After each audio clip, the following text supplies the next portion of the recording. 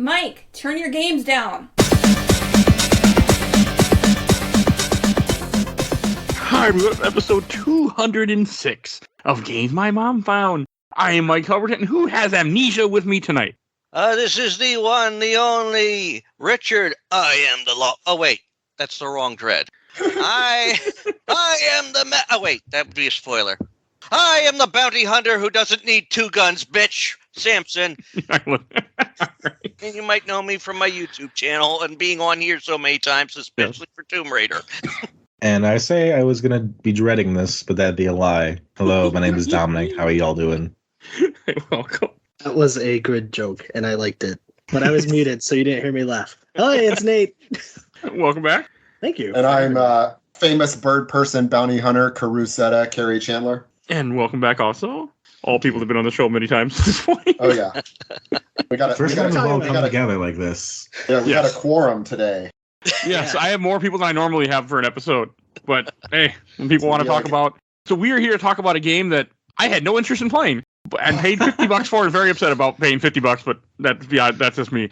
We're here to talk about Metroid Dread, developed by Mercury Steam, published by Nintendo, came out in 2021. Last year we said, wouldn't it be fun to play this? And you're like, yeah, maybe. Yeah. And this is probably the most recent game he's had on Games My Mom Found. Is it? I don't know. I did Resident Evil. Well, actually, Resident Evil 2 Remake would have been the newest one before this. So yeah, this should be the newest one now. Yeah, because that was January or February 21. So yeah, the next game that comes out, I think a couple episodes after this, the next game I'm doing. Oh yeah, it won't be. Well, a few more. You're doing 3 Remake at some point. Yeah, in January, early January is 3 Remake. That's not as that still was released before this one. Oh wow! So this is the newest game on the show. Yeah, well, we'll do Elden Ring soon, and then that'll be. Man, I mean, that's so just quit your job for a couple of months. You know, the funny thing is, I probably would. The way that I get into a Dark Souls game, give me 2 weeks. If I had 2 weeks of just Elden Ring, and I have guides, no problem at all. My wife might hate me, but I could do it. So I would just have to be like, "Hey, wife, go on a vacation. I'll stay home and just devote my life to Elden Ring for a week or two." Well, I'm glad you picked Metroid Dread because I absolutely love this game, and I beat it when it came out, and this gave me a reason to replay it over a year later. So this is only on because the rookie difficulty was announced, and I'm like, okay, well, since the rookie difficulty is here, I mean the game's easier. Okay, I'm more interested now to try it. All right. I mean, you know, it's still Metroid though. Yeah. However you want to play it, that's fine. Yeah, and I couldn't cheat this. Well, I mean, I could have, but I didn't. I played this legit on a Switch Lite, which was hard to go back to after playing on a Steam Deck. A Switch Lite felt like I was playing a freaking Game Boy Micro at first. Like, it took me... There were many times where I would hit R, or the right trigger, not R1, or L trigger, and not L1, and die, or screw up because I hit the wrong buttons. Yeah. It took a while for my fingers to get used to small buttons versus Steam Deck. Huh. And this is a control scheme. You have to be very precise. Yes. Yeah. Did you feel like you were going to break the Switch by like how hard you were pushing the buttons? Like just because you were used to that weight of the Steam Deck? I was okay. I would have much rather played this on a regular Switch or played this on the TV, but all I have is a Switch Lite and I wasn't going to go spend another $200-$300. So yeah, I was going to say, that's the beauty of the regular Switch. You could alternate between the two. Yeah. Yeah, but I don't have a regular Switch. Yeah, I have a launch day Switch, and I pretty much play it. My son plays it undocked a lot, but I play almost exclusively docked. And so I played this with Joy-Cons until I fixed a broken Joy-Con that I bought on eBay, or not Joy-Con, Switch Pro controller. Oh, I fixed a Switch Pro controller. I bought a couple of broken ones and kind of fused them together and made a working one, and I beat the final boss with the Pro controller. And I'm like, man, I wish I'd had this for the entire game because it feels so good. Okay, it feels so much. It feels so much better than Joy-Cons. But I would have liked it better with a Pro controller versus the Switch because the controls are hard. Because like Rich said, I wouldn't want to play it like some of those Shine Spark puzzles would be really annoying handheld. I mean, it was just hard doing some of the fights where you have to be so precise. I mean, I got good after a while, but like. In the early part of this game, I would fuck up a lot by hitting the wrong button. And we just did this on 3DS not that long ago too. So that also is a very cramped control scheme there. Yeah, Was that this year? Samus That was Returns. a year ago. Yeah. Oh, That was exactly a year ago. that was not planned, by the way. I might be the outlier on this, but like when I try to play this with a Pro controller, I am worse than when I'm playing like handheld with the Joy-Cons. Oh, interesting. Yeah, I don't know what it is, but I just become a lot better when I have those tiny things. Well, mostly the Joy-Cons are fine. The thing is, I always feel whenever I do the speed boosting, I feel like I'm going to break my Joy-Cons. I feel like I'm going to break that left Joy-Con every time I do the speed boost. They're like throwing the stick hard to the side while pressing it in at the same time. I'm like, I can feel this thing like cracking in my hand. It feels like, which it's not. But with the Pro controller, I did just like run around a little bit with it and do some shine sparking, and it just feels like really good. Oh, and since this game is newer, I don't always say this in the show, but I wanted there will be spoilers for Metroid Dread. It only came out a year ago, so I should put that in there. I mean, you're not playing this for the story, but there is a story, so in case, and we will get there. I mean, it's a good story. It is actually. But it has you're actually, not playing a Metroidvania for story, I feel. It's funny because I'm on. Stories generally do well, except for like a couple stumbles. Yeah. This one I felt is really good, and it's funny if you look at the wiki for the Metroid timeline. Every game in the series is like a paragraph or two, and then you get to Metroid Dread, and it's like 5 huge paragraphs. It's like almost 5 times as long as the story for any of the other games. Well, this is like the end of the story that they started back in the first Metroid game 30-some years ago, because this is essentially supposed to be number 5 in the actual series of the 12 games. And timeline-wise, it's the last game in the series. Yes. For sure. I mean, it is. I guess we could say, it's very much a direct sequel to Fusion. Yeah. Which was, but also incorporates Other M, which was a prequel to Fusion.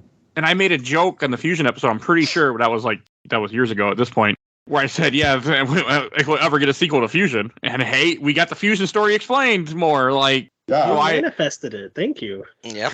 I did make a comment. I don't remember what I said, so go back and listen to the Fusion episode, somebody. And I know I made a comment saying like, we'll ever actually see another, end to this, because I didn't think this game would ever come out.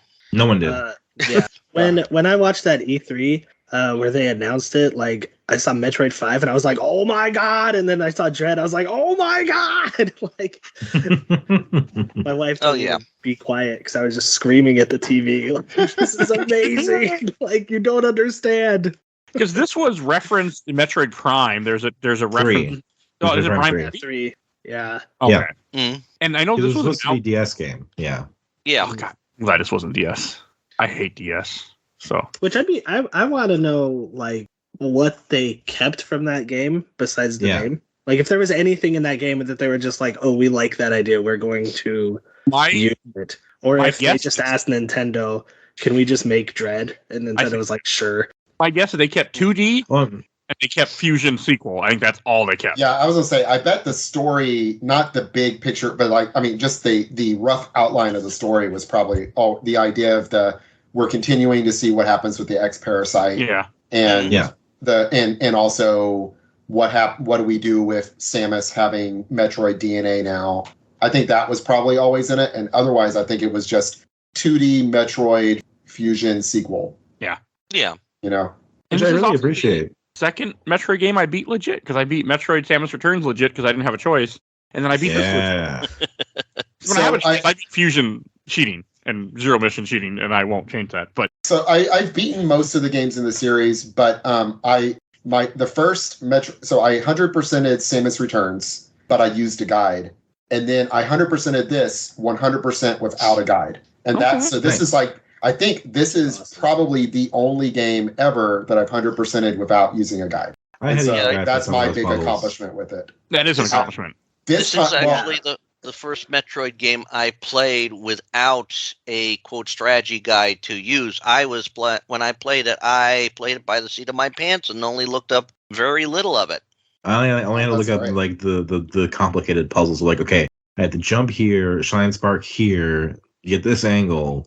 Then run up the hill and do it again. This time, I 100%ed it again. This time, though, there were like 3 different Shine Spark puzzles I looked up. And then also, there was like 1 or 2 times where I'm like, I just don't know where I'm supposed to go next. And I looked up like a map to see what am I missing here. Oh, there's a little hole there I missed. So I wouldn't play like with a guide the whole time, but I definitely looked at the guide 5 or 6 times this time. And I looked at my play time, and I like I said, 100%ed it, but it was 3 less hours this time. And nice. I think it's those 3 less hours because I didn't spend an hour and a half beating my head against the wall against a Shine Spark puzzle without looking it up this time. I beat my head against the wall for like 15 minutes and then look it up. There's only one puzzle I did not just fuck with after a while. I'm like, I don't want to do this anymore. I think that's the only thing I did not get. What I completely forgot this time, and I had to look up, and that was like what clicked for me, is that you can Shine Spark at a 90-degree angle into a ramp and then immediately hit down, and it recharges your Shine Spark. I completely forgot that, and you have to know that there's 2 different Shine Spark puzzles that you can only do that way. And so that's wild. That's where I gave up. Like, because in any Metroid game where especially when I have to play legit, I go for all the energy tanks that I can. I don't care about missiles, but I care about health.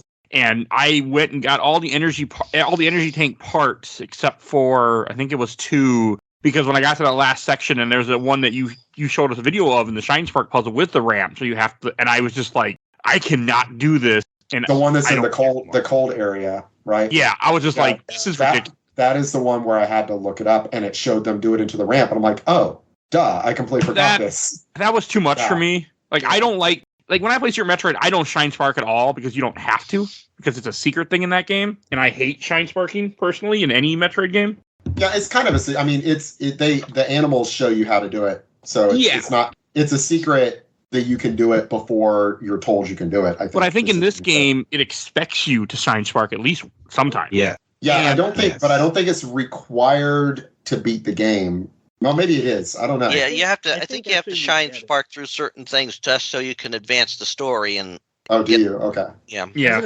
After you beat that Emmy, you have to use it to get to the very top of that room. That's right. That's right. And I think that's the only required use of it. Yeah, but that one is like, it's just like run, go straight up. You know, it's like the one in Super Metroid where the animals show you. It's just run, go straight up. But I was gonna say, like, there's a lot of the Shine Spark puzzles in Super and in some of the other games as well. But this game, I feel like, has the most complicated, hardest ones. Oh yeah, because there's like, my god, there's the one where you have to like jump, flip back, flip up a wall, and then go under, and then like jump up. Yeah, that in that kind of green area. Yeah, that one is, this time around, that was the last one I did, and I looked up. I knew how to do it. I remembered how to do it, but I couldn't pull it off. So I looked up an alternate way to do it. Tried the alternate way a few times, and then went back and just did it the way I knew how to do it. So I count that as one of my 3 lookups, but it was a lookup that didn't do me any good. I still ended up just doing it the right way, because you can actually do it from the top also, but you've got to be so fast, and you got to be really good at canceling your space jump in the middle of the space jump, or do it before you get space jump. That's another thing. I can't. Space jump actually makes some of the Shine Sparking harder, and in Super Metroid you can turn off space jump. Right. You can turn off your powers. In this one, you can't turn off your powers. But I feel like in this one, you can toggle on the Shine Spark or not. I didn't see that you could. Like, I was trying to turn off. I mean, you have to press the button to do it. You have to press down the trigger, the analog stick. Oh, well, right. But you in Super, you have to hold the run button. It's the same thing. Yeah.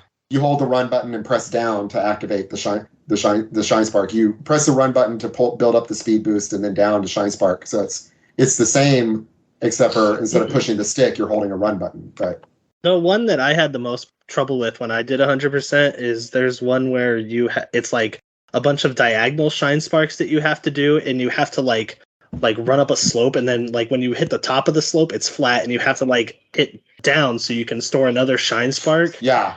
That one took me forever to do. Yeah, there's 3. There's 3 where you have to do that, and I just forgot you could even do that. I only remember the one, and it, like, you have to like.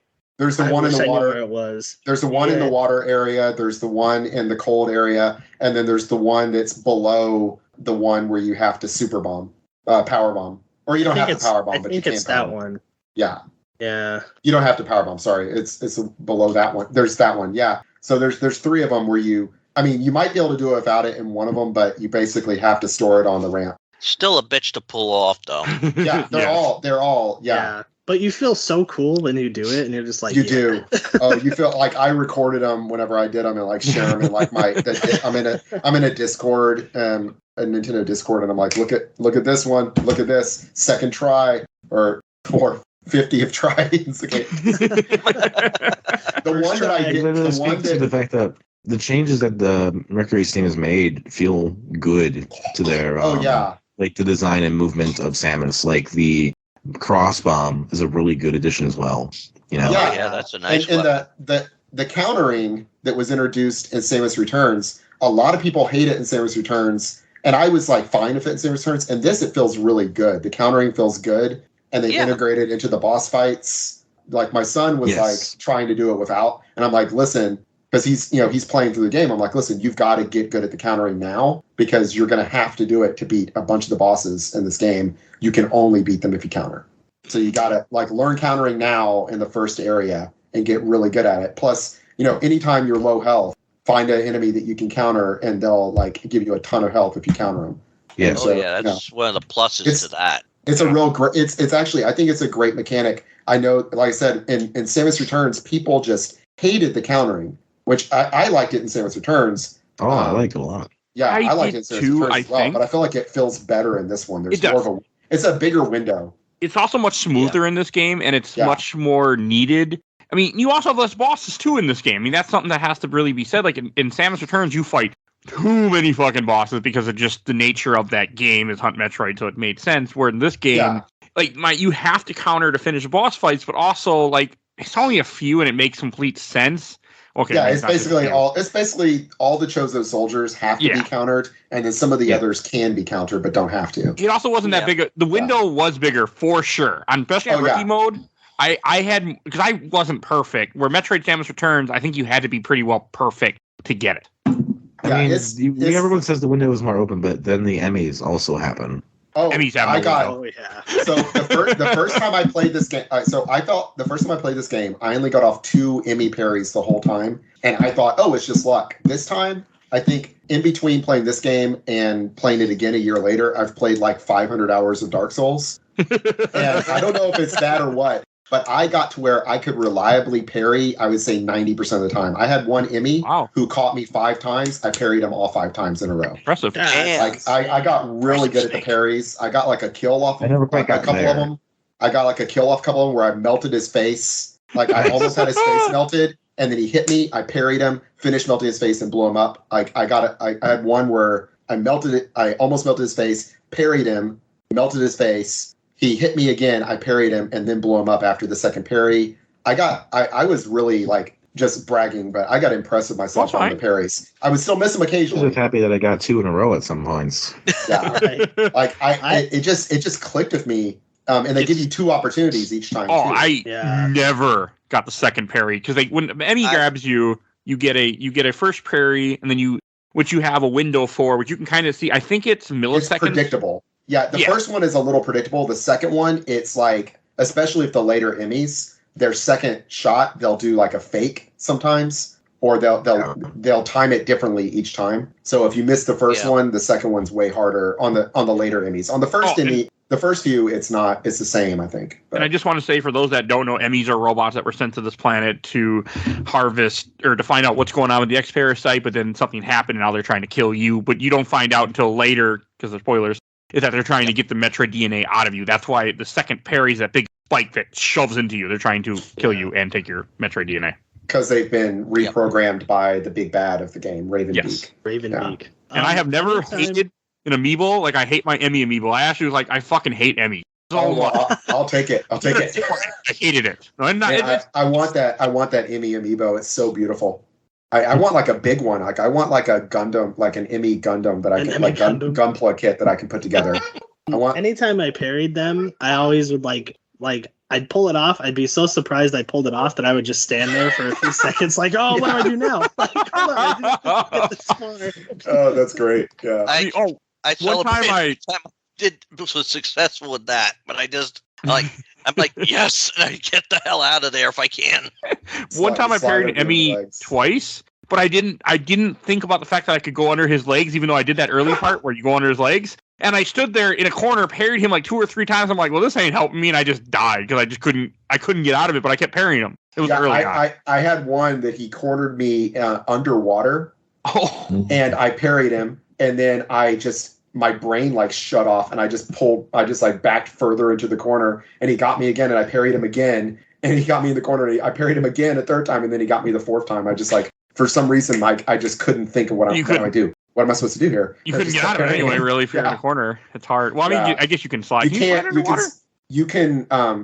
You can. But like, I don't know. I just like my brain shut off, and I was like, I was just like instinctive, just parry. But Dominic, what did you think of the Emmys? I think you made a comment about them ahead of time before we did this recording. Oh, I quite like them. I think they're great. Like, they're more challenging than doing the Metroids and Samus Returns, but they also like it's very clear. Like, hey, there's like 8 of these. And you just got to like fight them and figure them out. And then you do. And then there's no tricks to that. It's just, they're going to get progressively harder, and you got to be faster and better and more precise with your controls. And, as they go, like, you have to melt down their face and defeat them. And then each time you have to do that, it gets harder and harder. Like, there's that one you basically have to like get following even like a circle around the room until you're able to finally pull it off. Oh, yeah. Was that the purple one? Talking about? It's the one before the purple. It's the green one. Yeah, it's the green one. The purple one is crazy because he fires that like pulse that like shocks you, and because he's the one you get the electric shock for, or whatever it's called from. There's some asshole ones. The yellow one is the real asshole. The speed booster. That fucker can. Oh god, that was miserable because he was so damn fast, and he would just be on me in seconds. I'm like, I do not like this. I do not like this at all. Yeah, I really liked the Emmys a lot. It introduced it's similar to the SAX, but the SAX infusion is more of like it's almost like an interactive cutscene, when you come across it usually. Yeah. More than like this is like it reminds me of Resident Evil? Is it Resident Evil 3? What, Nemesis? That has Nemesis that the guy is following you through the police state. Is that There's 2 you're thinking of. That's the remake of 2, right? The remake of 2. The remake of 2 is X. Nemesis is in 3, and whenever you encounter Nemesis, he follows you for a while. Yeah, I think it's a similar. Like I've only watched those games because I can't play horror games. I'm too much of a. I played the original the original RE 2 and 3 when it was ported to the GameCube. I've not but that's what it makes. I've seen people play it. But that's what it makes me think of is that like. Because they are until you get the Omega cannon each time, or until you get the Omega energy, until you destroy the central processing unit in that area, then they are an unbeatable killing machine that will kill you in one hit minus your chance at parrying. And it's such a I know like one of my best friends, he loves Metroidvanias, he loves the Metroid games. He doesn't like Dread as much because he doesn't like the Emmys. Because he feels like it breaks up the pace. But I feel like they like that. Yeah, I liked it too, right? Like it makes it not just another Metroid game. Right. Yeah, and like without the Emmys, used to having the SAX, I'm so used to having the Phazon Samus following you around in Prime, and that whole thing has been done. The Metroids, defeating all 50 Metroids and Returns has been done, right? This is a way to do that feels different and more interactive, I feel like. Yeah, I mean, this would it would just feel like remake of Super Metroid without the Emmys. The Emmys give it that twist, that really good twist. Yeah. I feel like. I think it's a great thing. Though I will say, every time I managed to kill one, I flipped off the TV. I was like, fuck you. That's what you. I was also so ready for there to be a twist where they're like, whoa, actually there are 6 more.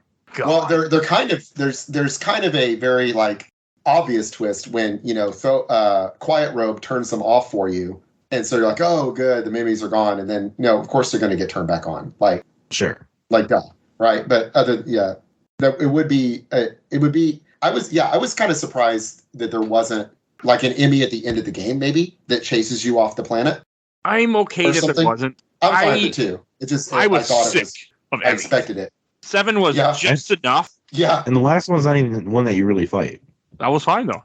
Yeah, but then, like that's the great thing. It's like I think they're really well paced because it's not like you're doing it back to back to back or anything either. Right. No, Right. but you go through those areas enough as you're traversing through that they become an issue. And I don't think I didn't always find the central processing unit right away. Like maybe I couldn't, or some of them you can't, so you have to come back later. Yeah. I also hated the fight. Every time I had to fight one where I had to use the Omega Cannon, I would die usually 2 to 3 times on each one until I learned the pattern of what I'm supposed to do. It always took me a bit. Same. I had a really hard time. I died. There is 1 or 2 of them that even with me trying to parry and feeling like I'm good at the parrying, there's like 1 or 2 of them where I just could not do it, and I would eventually miss the parry and die. Yeah, the parries were like, I think with the Emmys, the parries were very tricky. The Emmys were basically 2 types of puzzles. 1, get by them without getting caught so you could get to the core to get the weapon you need to defeat them. 2, once you get them, manage to be able to get the time to pull off both maneuvers. First, wiping out the faceplate and then blowing their heads off. So it's basically you avoid and then you hunt. You are hunted and then you are hunter. Oh yeah, very much. Yeah, it's a good like symmetry, like you're saying. Yeah, definitely. Yeah, which it kind of fits in with like how Samus has been built as a character too, where she encounters a problem, can't solve the problem, then becomes like finds equipment and is like, oh, I can solve this problem now. Yeah, I feel like it was also done in a way where it did not feel arbitrary. Like, oh yes, this is what I have to do because I'm doing Samus things and I have to. Right. This felt like there's a good like reliance on this is how the systems work and this is what you're expected to do and you just got to do it. Versus like, okay, we're gonna have some moments where thematically, story wise, this is going to happen. You're gonna be unable to do anything at this point, right, until later. But that's like something that I'm always wary of. It's like when you have something so specific and it has to be done in such a specific way, it's like if it feels arbitrary, then there's no point. I for sure thought there's going to be like, just going back to Twist, because the Omega room is kind of set up like they have like beams like in the Mother Brain rooms from like Metroid and Super Metroid. Yeah. So I for sure thought that like the whole twist of the game is going to be like when Samus goes down originally, like she dies and you are a clone of Samus, like escaping from, the planet because you wake up. That would have been so I was like, I was convinced the whole entire game. I was like, this ain't really Samus. Like this is somebody else. And this is a weird, like, clone training area to be like, oh, here's what the original Samus had to deal with Mother Brain beams and stuff. That would probably take more in ties with than Other M than with Fusion. I haven't played Other M, but I'm glad they didn't listen to me during that story pitch because that would be bad. It would have been interesting. When this airs, they will be when this airs, the Nintendo execs or whatever developing studio they will consider for Metroid 6 will be like, guy just had good idea. All right, Prime 4, let's reboot it again. Get new ideas. I wonder if Prime 4 is going to be after this, or if it, because I feel like, because the Prime series takes place before Super Metroid. No, Prime series takes place between Metroid and Metroid 2. Yeah, so I still feel like Prime 4 will probably be later, or maybe it will be right after that. I don't know. I mean, who I don't even care about Prime 4 to be honest with you guys. Like, I could care less. I do. I want to see more. I want to see more than a logo. Like, I know they rebooted it internally, but I want to know more. I mean, I love Prime, and so I'm looking forward to Prime 4, but in terms of story, I've never really cared about the Metroid story at all, except for I think it's really good in this game. And I'm Fusion, so I'm going to be the unpopular opinion. Fusion is one of my less favorite Metroid games. It's not my least favorite, but it's one of my less favorite because of the linearity of it, where I feel like you're just being led by the nose by Adam the whole game. And there's not as much exploration, but I think it has a very good story. And it was the first one where I was like, oh, the story is actually like matters. I have a question. Care about the story a little bit. In Fusion, when you end Fusion, aren't you essentially a criminal? I don't know that you're a criminal. You've destroyed this planet in order to destroy the SAX, the 10 SAXs and the X parasite. Adam is in conversation with like other people that are like kind of telling Adam what to say to Samus and all that, but there's no real talk about whether like defying Adam means defying all of that. It's just been a while. I think we did it before episode 50. I think we did Fusion. Fusion was episode 103. Oh, that's not okay. So that's still 2 years ago, but okay, not as old as I was. Zero Mission might have been 50. Yeah, Zero Mission's in the 50s. Yeah, It's close to 50 at least. But there's discussion in Fusion about like, okay, well, politics with Adam and things, and it's similar here in that Adam is very controlling and he only gives you so much information, but there's a different reason for it this time, which is cool. Yeah, well, Adam is a computer. That's the computer on her new ship, and it's like, is it a computerization of the actual Adam Malkovich? Yes. Right. Yeah. That was the original idea, yes. So does he, I guess he died, does he die in Metroid Other M? Yes. Yes. He sacrificed himself. Okay, and so then is his consciousness uploaded to make the AI in Fusion then? Is that what's going on? Implication. That's the implication, because that's like kind of the reveal. Is like, oh, you remind me of this guy. Oh, wait, you are kind of this guy. And when he then addresses her as lady. Yeah. Oh. Yeah, because that's how he talks. That's the giveaway. That's their banter. God, that is one of the fucking dumbest things in Other M.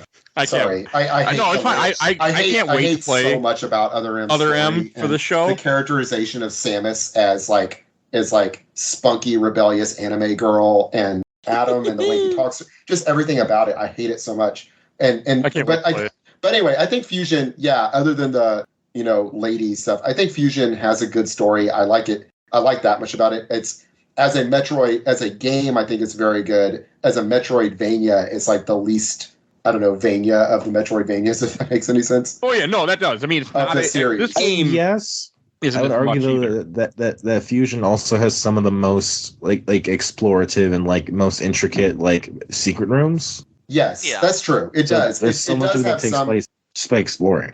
It does. It's less open than the other games in the series, where you can just literally go everywhere. Yeah, where like with this game, I mean, I don't think this game has much mystery to me, because like you kind of know, oh look, I just got access to this elevator, I just got access to this, so this is probably where I have to go next. Yeah, and the Emmy zones also break up the exploration, but you do constantly find yourself going back and forth, back and forth, back and forth. Whereas in Fusion, it'll just be, all right, this place is locked, it's done, and they don't do that as much in this game. And you're right. At the end of Fusion, you can go back and explore. That's true. I guess my complaint about this game is that I feel like there wasn't as much exploration as all the other ones, because for me at least, if there was something that I forgot, like a fork in the road I didn't take, like, okay, I discover a couple more rooms, but there really weren't as many secret rooms to like really dig your teeth into and like see how everything like interconnected. It was all just kind of like, okay, there's like one here, there's a couple big things over here, but nothing really wowing or like impressive. I can see that the way it's divided by these teleporters and trains, whereas Super Metroid is just like one big connected world. Yeah, and this has all those. Yeah, I can get that. That's true. I think this is. I think Samus Returns was better about it too, because Samus Returns at least had parts where like there was like that big boss battle where you were going through so much of like a specific part of the world just fighting it that you had to kind of go back and explore everything else that was left in its wake, and there was like other parts of it because it. And that happens once in this game. That happens once in this game where you're in a part that's like exploding after you back up the lava. Yeah. But you're right. You killed a terrible boss. Samus Returns is a little better about it, but I do feel like this is a little bit of a throwback to Samus Returns of having in Fusion. Samus Returns and Fusion both, and the original Metroid 2 have the disconnectedness of the elevators and the which. Come to think of it, Super Metroid also does have the elevators. That's true. I was thinking like it was completely connected. Yeah, but it's also 45-second load times. I timed it. I never noticed it. I never noticed it until people pointed it out. It was atrocious. It is unconscionable for a game that is installed to my system memory. I don't know. Maybe I've been spoiled by having a PS5 and having like 0 load times, but this was insane. Like I would get up and go to the bathroom on the elevator rides.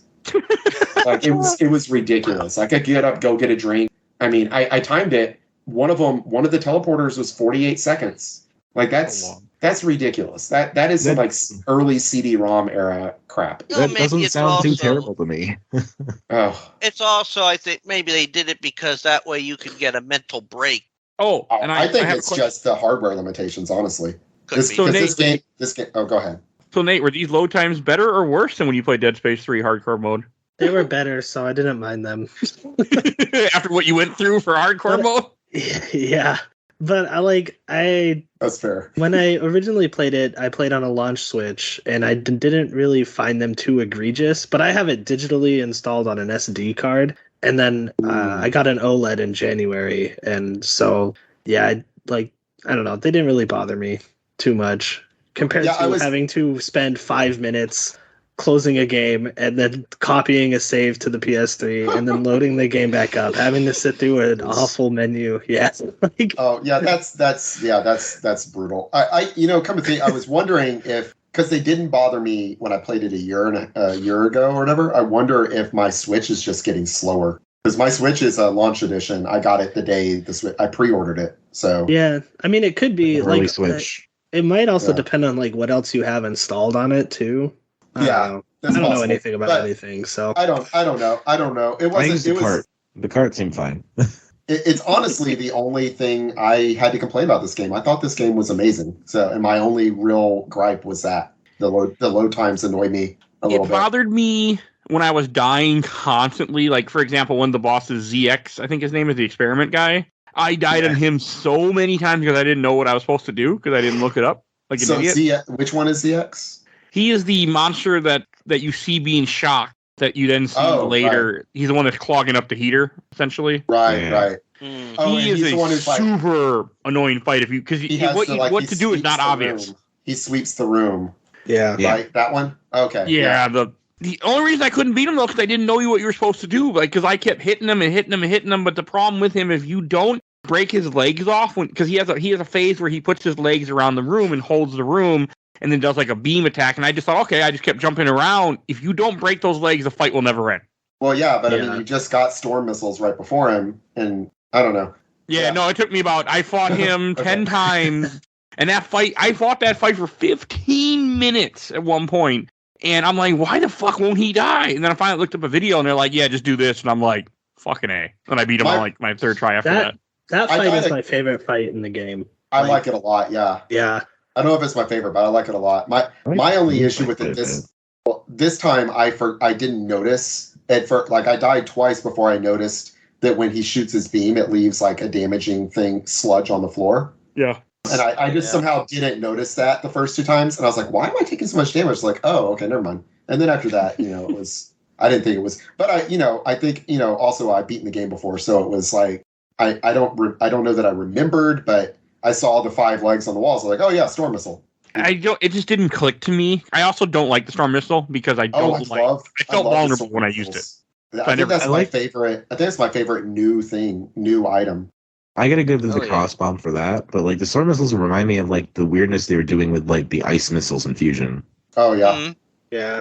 I just didn't like. I do like when they get weird and experimental. Because it's the thing that's nice is that each game does have different powers in the end. Yeah, there's different shit you can get. And this one doesn't at least I like the explanation. When you first get to the planet, you get your ass beat by the Chozo, and then he throws you at the bottom of the planet, and essentially is just testing you. Other things that are cool too. Thinking about it now is the order in which you get things. I think is always super cool about all the different games. The morph ball comes so late in this one. It's weird. Yeah. I don't like that. Yeah, and you start with missiles in this one. Yeah. Which I the thought power was bomb comes really late, and you get the screw attack much earlier. Yeah, power bomb is the last thing you get, right? I mean, the last Emmy you beat. Yeah, which is weird that it's that late. I mean, it's always a later power up, but normally not that late. Yeah, but it's cool that they're willing to screw with it like that. I really appreciate that. I did too. Yeah.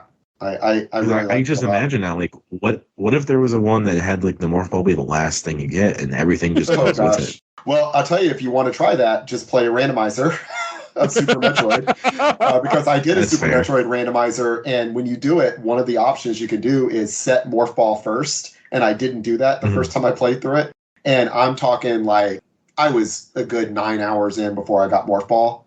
You want to see testing your ability to play Super Metroid?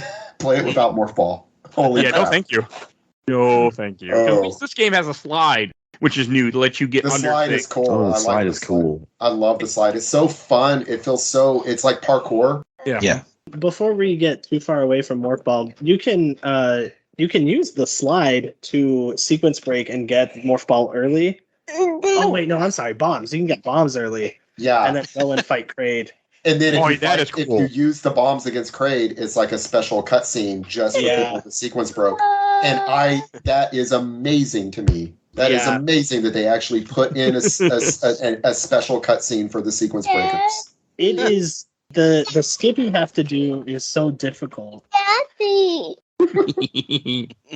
It's okay. You go. So to get the bombs with the slide, is it a... Sorry.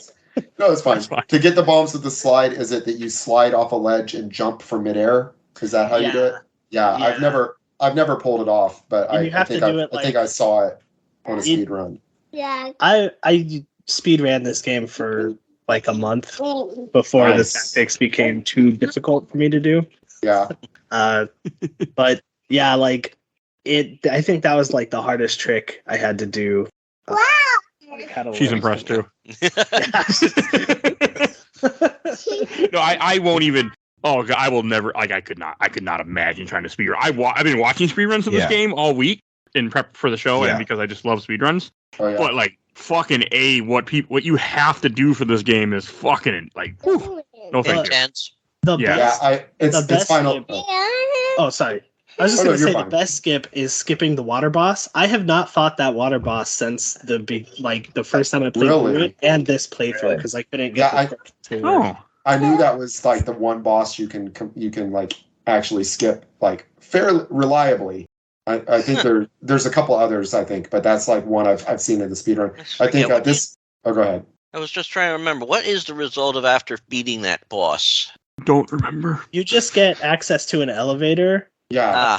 But it lets you go to another part of the game. Yeah, if you do like a pseudo wave beam, I think it's called, you can like slide on the ground, specifically aim up at the explosion, and you can like shoot through the wall, and it will just explode. And then you just skip the boss, and you can move on.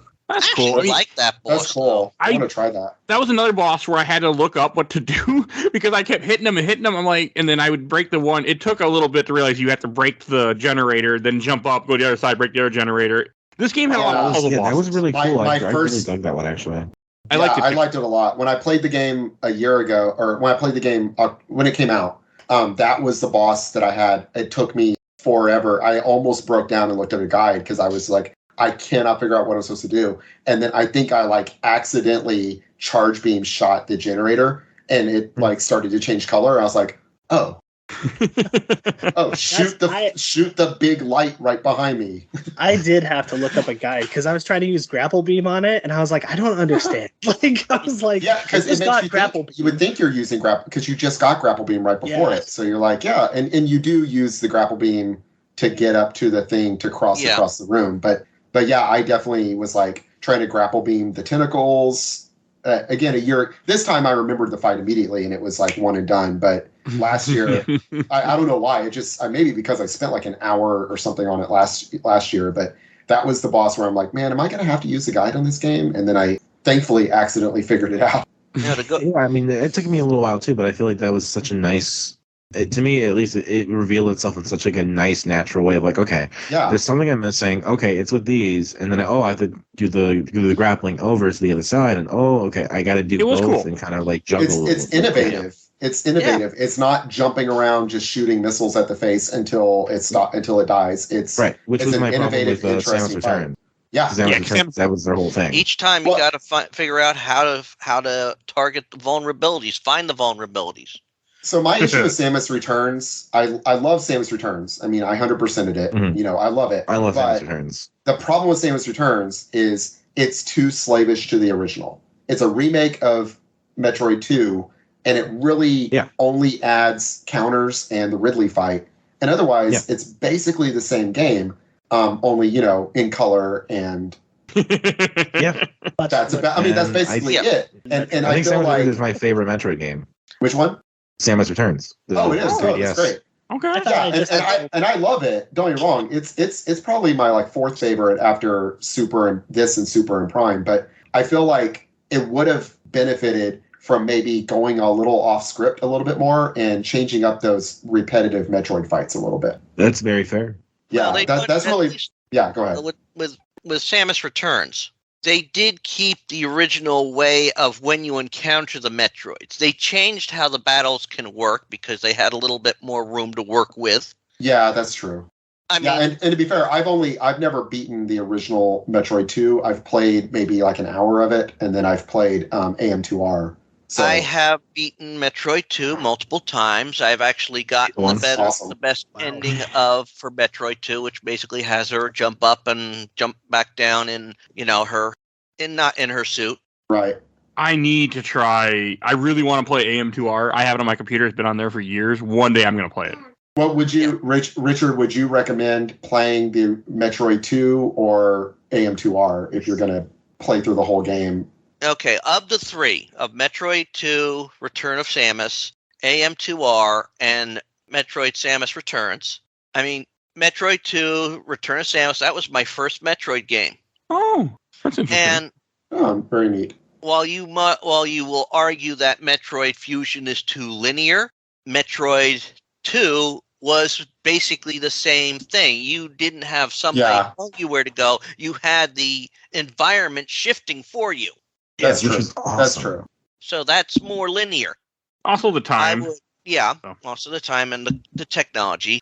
However, of those three, I'd probably rate the Return of Samus in the middle of the three as my favorite. I absolutely love AM2R. Okay. It was very well done. They as well kept to how you encounter the Metroids. They added capabilities that were not in the original. I think they had grapple points. Just trying to remember. It's been a while since I played it last. No, I get that. We'll change that. Yeah. And Samus Return, while it's beautiful and it added something to it that even AM2R did, with having to destroy the Queen Metroid with a power bomb because you didn't have them in the original. Fuck that fight. Yeah, it ranks lower because of the one thing you said that they did add, the Ridley fight. You don't like the Ridley fight? No, it was shoehorned in. I don't either.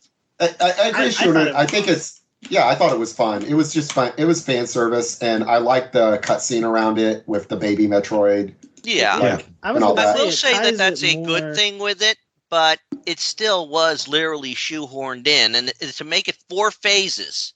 Yeah, I see what you're saying, but a lot of people feel that way about the zero suit section of Zero Mission, and I love the Zero suit. I love it too. I love that section too. Yeah, so I do feel like adding a little something was good at the end. So I feel like it ties it better. Since we mentioned that, I'm so glad that when they brought a boss back for Metroid Dread, it wasn't Ridley, it was Kraid. Yes, yes. The Kraid fight was great. And in the art you get when you beat the game, they've got that art of the Malwyn like transporting Kraid and they've got him like chained up and they're like hitting him with like shock sticks, and it reminds me of like the Jurassic Park with the raptors, and they're trying to get them in the boxes. That's what it makes me think of. I gotta look at that. I found a page that shows all the ending rewards and how to get them.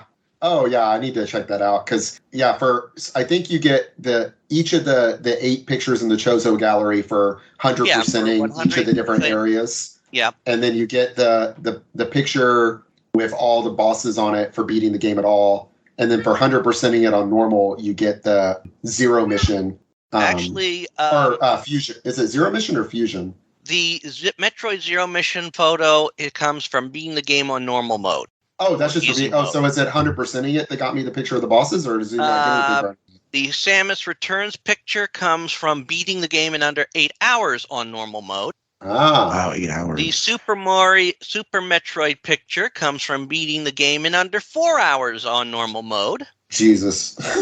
I beat it in like picture. 11 hours this time. I don't want to brag, but I have that one. Wow, picture. That's awesome. Beat the game on hard mode. Yeah, I have that one. Yeah, I guess I should try beating it on hard mode. Yeah. Metroid Fusion beat the game in under 8 hours on hard mode. The Metroid Dread picture beat the game in under 4 hours on hard mode. Yeah. I definitely don't have that one. And there is a picture with all the with Samus in her Zero suit, with all the monsters that you probably creatures you've encountered throughout the series. Unlock all other endings. I never cared Wow. for stuff like that. That's just I- beyond what I- I'm. I willing do to like the idea of that, but I just can't see myself. The first time I beat it in just under 15 hours. This time I beat it in just under 12. I'd have to look up speedrunning strats to be able to beat it in less than 8. Oh, And yeah. Less than 4 is just. I think using a guide and a speedrunning strat and not trying to 100% it, 8 seems very doable. But Well, 4 is crazy. that's what they've 4 actually- that's seems crazy. That's the thing I've seen there. None of them mention a percentage. Yeah, interesting. You don't get anything for 100%ing it. Yeah, because you would It's think you not that would. type of but game.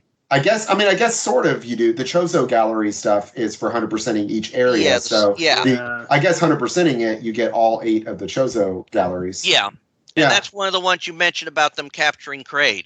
Yeah, he's for the area that you fight Kraid in, I guess. I forget which section I defeated. I got 100% on, but I know the picture I got for it. So I don't have to even pull out the unit to turn it back on and put Metroid Dread in. Been trying to keep Samus not Breath of the Wild in as I've been trying to beat that one. Yeah, that makes That's sense. good. Yeah, have y'all done the? Oh, go ahead. I have the one where it looks like Ravenbeak is facing someone in Chozo armor. I Yeah. can't tell it. I think it's another Chozo because it doesn't necessarily look like Samus. I thought it was supposed to be Quiet Robe that he's facing down. I think it was I figured it was Could be. Winnie. It could be. Well, that's cool. Because they talk about, Quiet Robe talks about that basically Ravenbeak kidnapped him and took him here to use because he's a scientist. Yeah. I was going to say, have y'all done the boss rush at all? No. I tried it. I had tried not. it. I started it. It's, it's good, but it's basically, it isn't like a fail. It isn't like boss rushes in other games I've played where as soon as you die, that's the end of your rush. If you die, then it gives you a penalty because it's a time trial thing. Oh. And so it gives you I died on the second boss and it gave me a minute and a half penalty and then let me start again. So Yeah, no, thank you. But it doesn't restart the rush. It saved that I beat the first boss and it just started me on the second boss again, but with a minute and a half penalty. So I think but there's no rewards around the boss rushing. I take it. No, it doesn't look So it's like it. just for bragging rights. Yeah, it's just something extra, which is fine. Nintendo. Yeah, totally. Nintendo likes to do that too. I'm okay. I will never touch it because I have no interest in it whatsoever to fuck with it because it's not it'd my be thing. good, it'd be good practice. Is just to play. If you're going to play the game again, go back and do the boss rush real fast just to familiarize ahead of a speed run, especially familiarize yourself with the bosses ahead of time so you don't have to remember how to fight them in the middle of the fight. I don't know, but I thought it was neat that they added that for free after the game came out. They're like, here's an easy mode. Here's a incredibly hard what dread mode is it that you have 1 health so you die in 1 hit. Is that right? A crazy person masochist mode and also a boss rush mode. And they added all that stuff for free. And that's something you get with a Kickstarter game, right? That's what Bloodstained Ritual of the Night did was just keep adding free DLC for 2 years after it came out. And we're noting though that this is the It's most nice successful Metroid game. when they do It's sold something the like most. that. Yeah, it What were you shows saying, so much Dominic? goodwill. This is Sorry, the Metroid game that has sold the most, and so in that sense, I guess it makes the most sense to do it because it sold over 3 million copies. But it's they could Not much, but, release paid. They could 100% have done it as paid DLC, and so many marks would have bought it.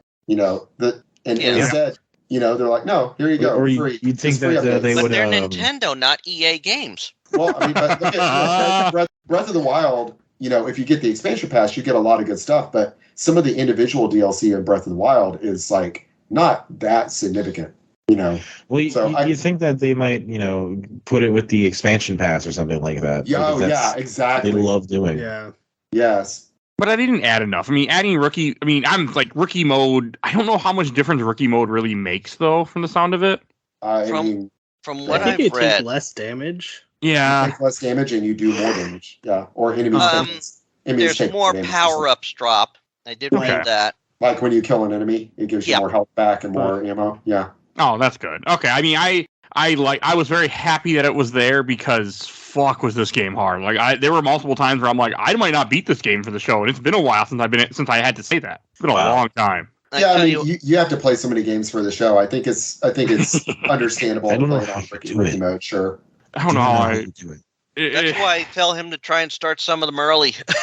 I do. I usually do. I was ahead. I'm ahead at the moment, but Wise 2 might change that. So Ys 2, honestly, it's longer than the first one, but it's not. I don't think it's that hard. We can talk with a guide. You'll be fine. Okay, I'm already a little bit into it, but I was gonna say I feel like this game is not. I don't know. I don't know. I'm not sure where I would rank it in terms of difficulty. I think Fusion has a couple of bosses that are a lot harder than Nightmare. this. Yeah. Fusion, I cheated. Spider boss. And Nightmare was fucking ridiculous. Even while I was cheating, it was ridiculous. And the original that's Metroid, also one of that's course, just a grind. That's just a get it done kind of situation. Yeah. The original Metroid is difficult because of the not having a map and stuff like that. But Zero Mission version is pretty easy. Yeah. I think Fusion Prime is, I think, mostly very easy, and it has a couple of like rough, like difficult bosses for sure. Yeah, Prime was hard near the end for me when I played it. Yeah, Prime 2 is the hardest. And I've not. Yeah, I haven't Prime 2 is hard too. Yeah, I think Prime 2 is like, the one that took me the longest to beat. I think this game is harder than Super, probably. A lot of tries on the final for boss sure. of Metroid Prime. Like, if you and I want to kill ourselves, I think we should play the original Metroid. I mean, I'll cheat, but yes, it's going to happen. But so anyway, I think that I think this is probably kind of in the middle of the series in terms of difficulty. Probably. Would you say? I could I agree think with that. I think it's maybe a little on the harder side, but definitely. Yeah, maybe a little on the harder side. Yeah. I think the thing about it though is how fair it is, where it's not like previous Metroids where like you're fighting the ZX monster and you die and it doesn't kick you all the way back to your last save. It's just like, oh, here you are, basically right outside the room. Unless every boss, if you die, you start right outside the boss fight, so you can go right back to it. Yeah, and this is like when I first played Super Metroid in like 2007, whenever the SNES Classic came out. Like the water boss. Not a Fantoon. The other one where you Drayoiga. Yes, fuck that guy. I died to that guy so many times, and then I would have to run back from like a save point. I was like, this is just like and I know that's how Super games were made back then, but like man. It makes it harder. It's that speed because there's nothing like several of this.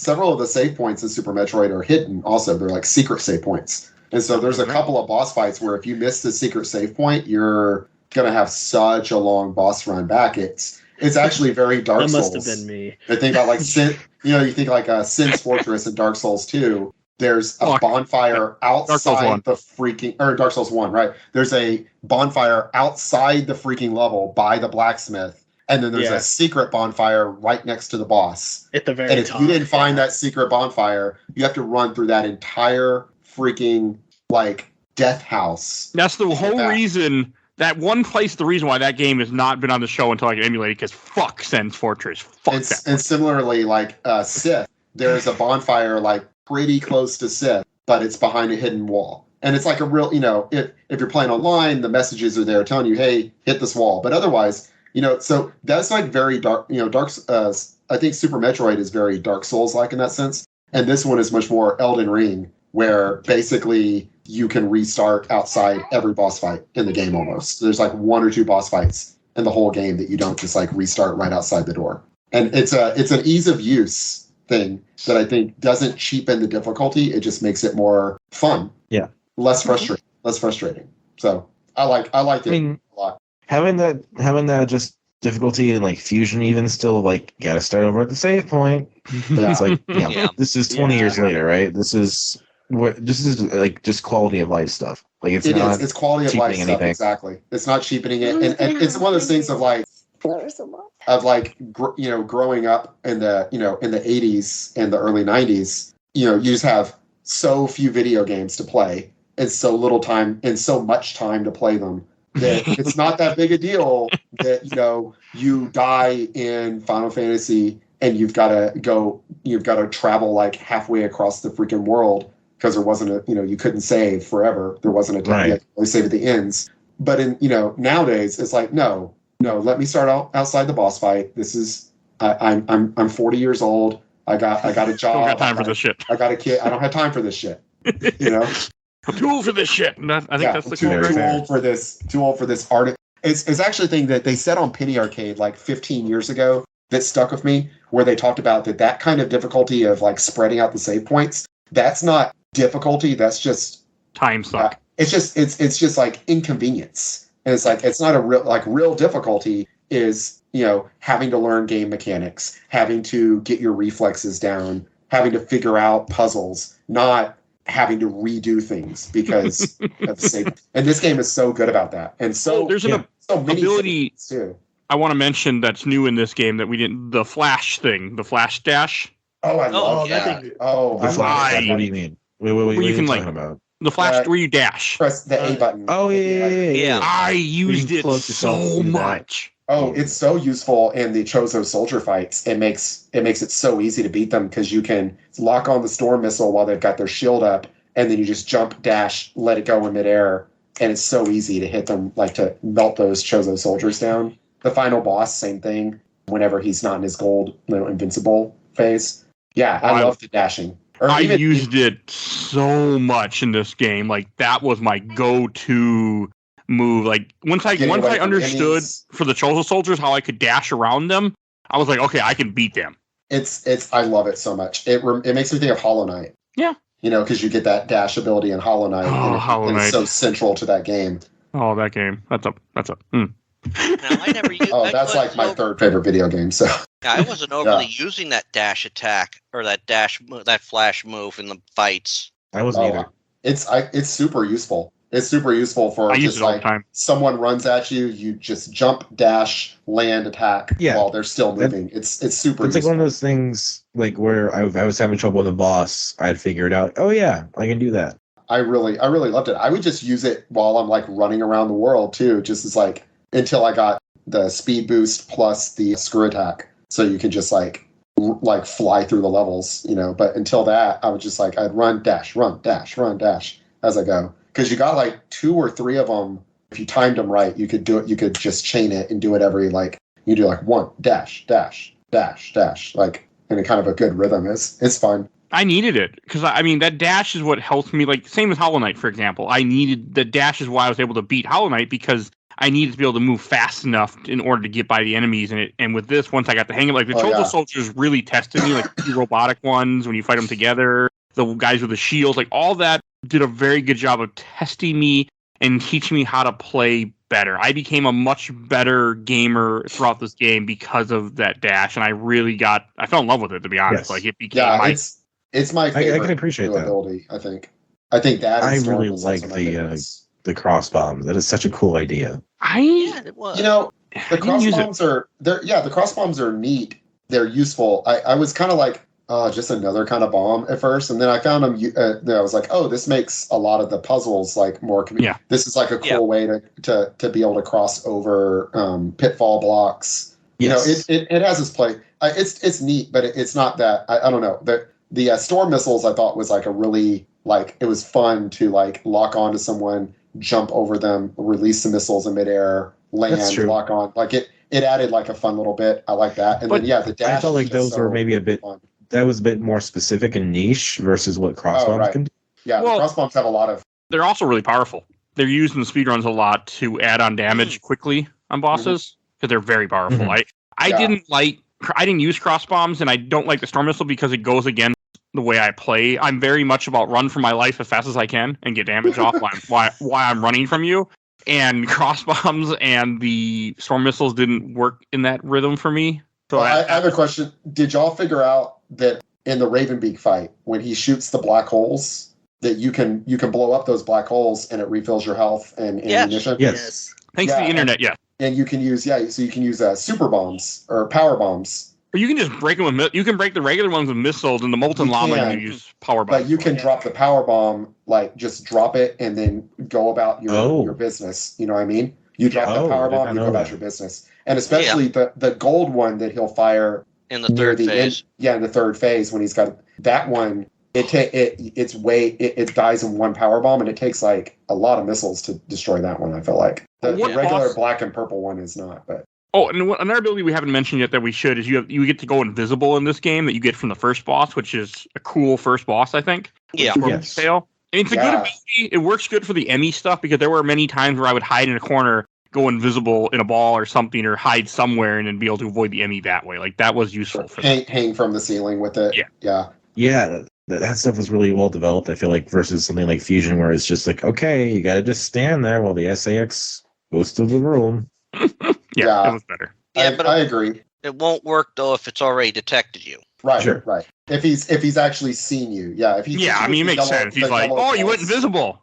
You didn't. I know you're still there, buddy." But also not to say that there's not something special about just having to be able to do nothing and just stand there. There is something that's unique and like you can't do anything about that. But it also eats up energy. Yes. If it uses your whole if you wait too long, then it will use your health also. Yeah. Yes. Nate, do you have any comments about the stealth thing, or just too good for it?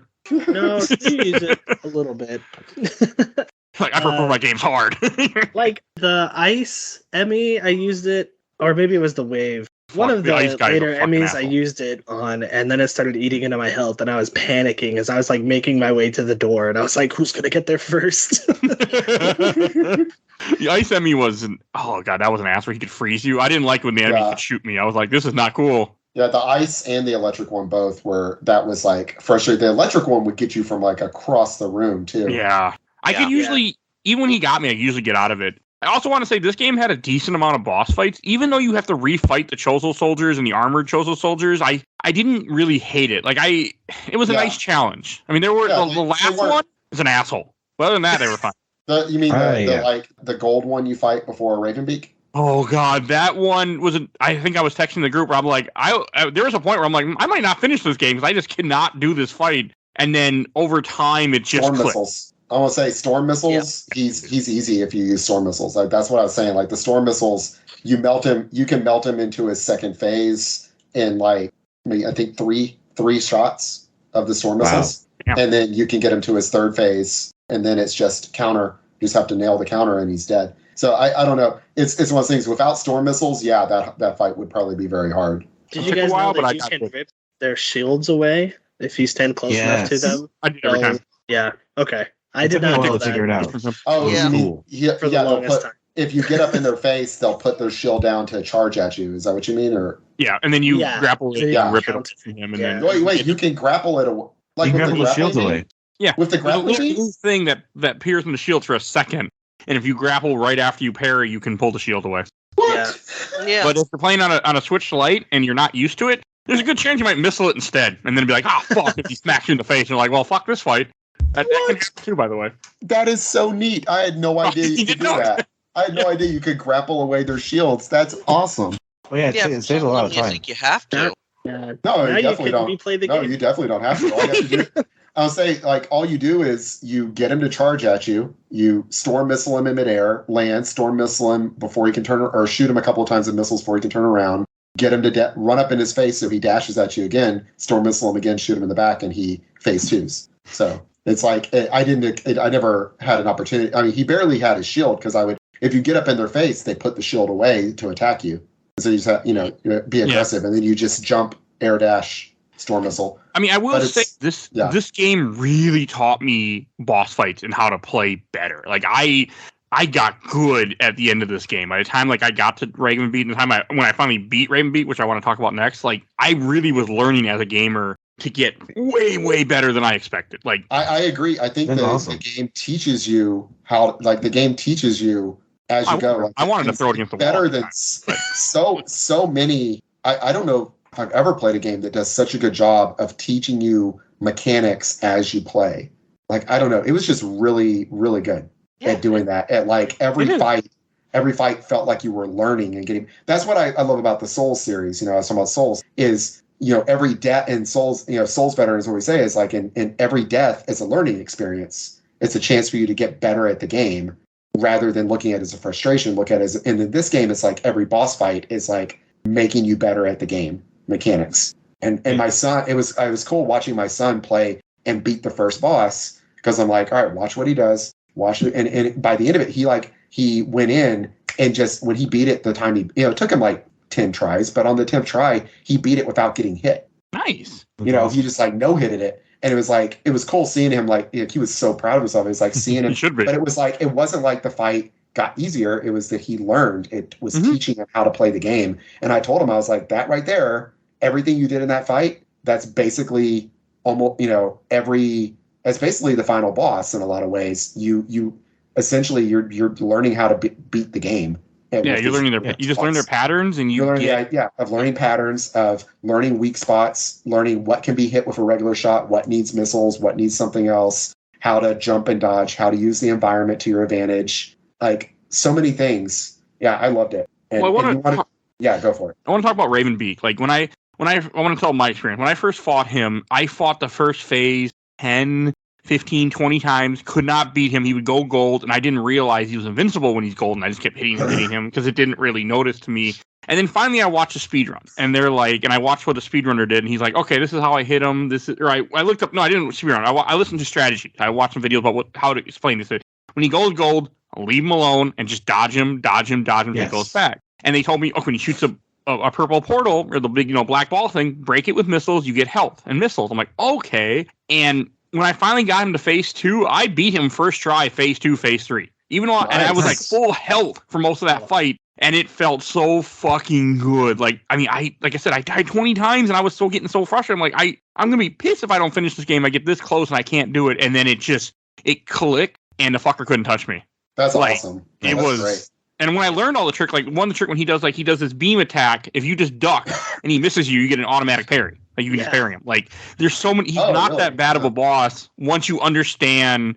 Especially if someone tells you what to look for, you'll beat him. I didn't realize you could parry him after the beam. You got to be close though. But yeah, he every time if you dodge it. I like when he's in gold mode and he gets tired of shooting at you and missing. Then he does the Bruce Lee taunt you. Come over here, taunt, and that's when you run up and parry, and then I completely forgot that when you parry him, it looks like you're in a cutscene, but you can be shooting him during that cutscene. You're supposed to. So I went through 5 parry cycles, and I was like, oh wait a minute, can I shoot him during the cutscene? Oh yeah, duh. And then it was easy at that point, but I was like, I went through 5 cycles of that before I finally realized oh wait, I'm supposed to be shooting him during the cutscene. Question though. Are there sometimes where you have to parry him during that cutscene segment, or at least you have to parry him a couple times before it activates? In the end, I can never figure out only the last one. The last one after he's got his wings. Yeah. I can never figure out the difference between them all because it's sometimes okay, I can't shoot. I have to parry it. Damn it, I fucked up. I'm pretty sure it always will flash the gold flash when you can parry him. Yeah.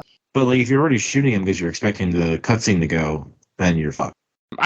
No, I don't. Well, I just wait till the cutscene does any parries when you're shooting him. Yeah. You counter him and then you can just shoot him. It's when he taunts you, you get it over. And I think after the flip over, the game kind of restricts you from using the shoot button, if I'm remembering. Oh no, it still lets you shoot. Yeah. Oh, does it? I just remember there was a point where it's I did the counter, and then it's okay, it's time to start shooting him. Oh wait, now I'm too locked into that. It's a 2 counter. So you counter and then you counter again, and then it goes into the shooting cutscene part. Okay, maybe that's where I screwed up at some point because I could have sworn it was there's a 3rd counter, but maybe not.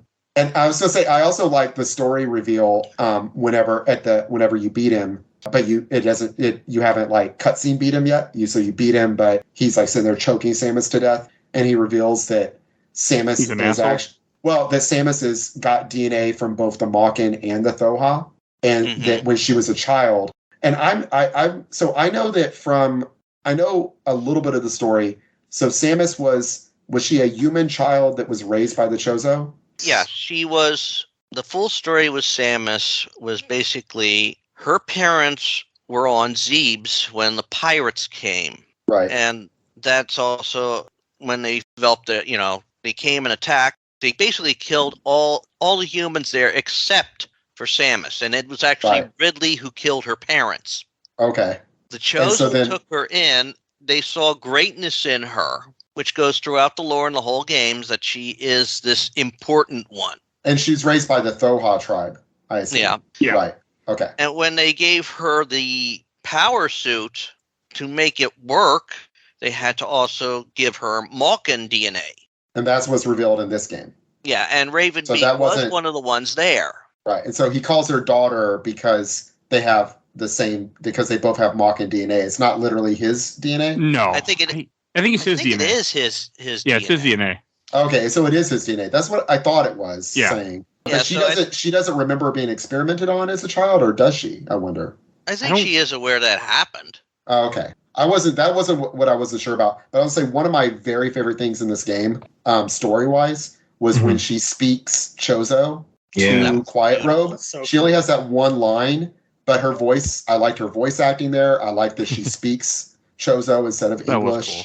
I thought that was a really neat little touch of world. I was like, oh, neat. Because, it makes we never heard that before. Yeah, you would have if you played through Metroid Other M. Okay. Well, okay, yeah, but you have to go through all of the I stick my thumb down because I'm rebellious anime girl stuff. So I don't know. And you got to play Metroid Other M. I don't know if it's worth the price. The gameplay of will be one Metroid day. Other M was fine. One day. I didn't mind the gameplay. It was the story that threw me off so bad. Or The story had its characterization. struggle points in Other M. It Yeah. did have its struggle points. But anyway, I thought that was a neat thing in here that it turns out that she's got the Mockin DNA and the Thoha DNA. And then he's like, basically, I've got your DNA now, so it doesn't matter that you're dead. I'm going to make an army of the most dangerous Metroid in the universe, Samus Aran. And we're going to take over the universe. And that idea that her DNA is going to be used to destroy or subjugate the universe or the galaxy, that's what makes her finally snap and go Super Saiyan. And I love it. It's such a cool sequence. And it's I mean, he was going to do that with the original Metroids, and then she eliminated them all. Right. Which means that he went to SR-388 only to find a bunch of X there. Yeah. Which I like it that the X, took one of his soldiers, and that's why the X are on this planet, but then they sealed it away, but then you open up the seal. Right. And he's basically everything up.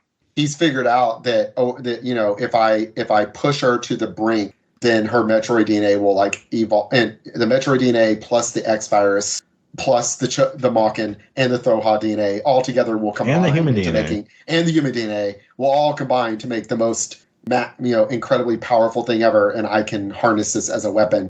And then instead, it's I love when she kills him. She grabs him by the face and just assimilates him. And then he turns into that big monster at the end, and you think, oh, we're going to have another boss fight. And it's no, just badass moment. Samus is going to blow him up. Oh, yeah. Yeah. And I love it. It was nice. After that whole fight, it's you honestly think that? Boom! That's great. Yeah, I love it. And then just how complicated her whole DNA gets, and how she's lived a life, It is. She just has so much happening in her body. Yeah. Yeah. But I mean, it's just beautiful because he lured her there. He was the reason for her amnesia, because she first meets him and he sees this potential in her in that encounter. So he doesn't just out and kill her. No, he knocks her out in that fight. Literally strips her of a majority of her abilities, so you have to earn them all. He puts them in the Emmys, some of them in the enemies, some of them are in the bosses. He's an asshole. Yeah. It is a fairly good story explanation for video game mechanics. I think I like that. better than in the previous games. I think I would agree. It's in the other games. It's suits damaged. Gonna go and pick up the same suit powers plus maybe some extra ones from some Chozo ruins that are here for reasons. Yeah, I mean, with Fusion, it was because they had to, get the suit off her. Fusion makes sense. And Fusion, it does make sense. I was thinking more sense. Super and Prime. Prime is Metroid really good. Prime 2. Fusion's so cool about her first trip into Dark Aether was damaging to her. Yeah. That makes sense. Yeah. The events in Metroid Prime, Electrical where storm the explosion basically deactivates a good portion of her abilities. Yeah, maybe so. Yeah, that's what I'm saying. That one and Super, Prime and Super, both. I feel it feels contrived a little bit. It doesn't even say in Super how she loses all those abilities. You'd start without them. Right. That's true. But and even in Metroid, but they're abilities that you had in previous. Some of them at least are abilities you had in previous games. Though. Yeah. And so the idea of I'm on a different planet and I'm going to go through here and re-get these from some balls that are laying around. is a little. I mean, even it's also the same thing with the original Metroid 2, Return of Samus. Right. You don't have the abilities to start. Although what we do have to say is we can be very thankful for is that Metroid 2, Return of Samus, gave us the iconic Varia suit look. Yes. Yeah. Which I was going to say so normally my favorite suit in the series is the gravity suit from Prime is my favorite. But I really like the Varia suit in this game. That white and orange combination is a really cool look. Yeah, it does. Yeah. Oh, and Dominic or Nate, do you have anything you want to say about the Ravenbeak? Great boss fight, great, wonderful ending of just you're kind of taught how to do those fights and you do it. And then you have that really awesome moment where Samus is just gone full Metroid, basically, and you just do that gigantic power shot and just take him out. So it's really cool. And at the end, that's like my ideal boss fight is because it doesn't introduce mechanics that you haven't really encountered before. Yeah, but it's also like it doesn't take away from your big victory either. It's like there's more, but you can just enjoy it now. Yeah. Yeah, really the only new thing in that fight is the little black hole things. Yeah. But they're similar to some other things. So but like even they color code at least the big not the three smaller ones he sends out, but that big one that used the power bomb. They color code that to the power bomb's colors, so they kind of give you like a visual hint. I didn't of know just like, hey, you I have didn't this take thing. note of You that should. You're totally I right. didn't realize that either. I didn't even think about that. But yeah. Yeah. So. And then at the very end, when Samus is back in the ship, and she takes off she demetroids she destroys the last of the X parasite, right? Yes. As far as we know. Well, I thought inside her that's body. what you think Ravenbeak was, but that doesn't make sense because Quiet Robe was then possessed by an X parasite. Oh yeah, but then she. See, I didn't think that was actually I thought the X parasite was like impersonating him. Yeah, it is. You know what I'm saying? Because you see the X parasites fly around and become things, and I think it was impersonating him to trick her, and then she doesn't fall for it or whatever, and then she destroys it. And then does that make her Metroid suit break off, basically? Yeah, it makes her go normal again. Makes her go normal to use the energy to eradicate an X parasite. Because I guess the X is so powerful that it need to be truly eradicated has to take all the energy left in her. That's the thing. She wouldn't have been able to leave the planet if it hadn't appeared. Right. She needed it I was going off to say be able because to she operate hesitates. She Yeah, 'cause hesitates she'll drain the before she ship. pulls the lever. Adam tells her. Yeah.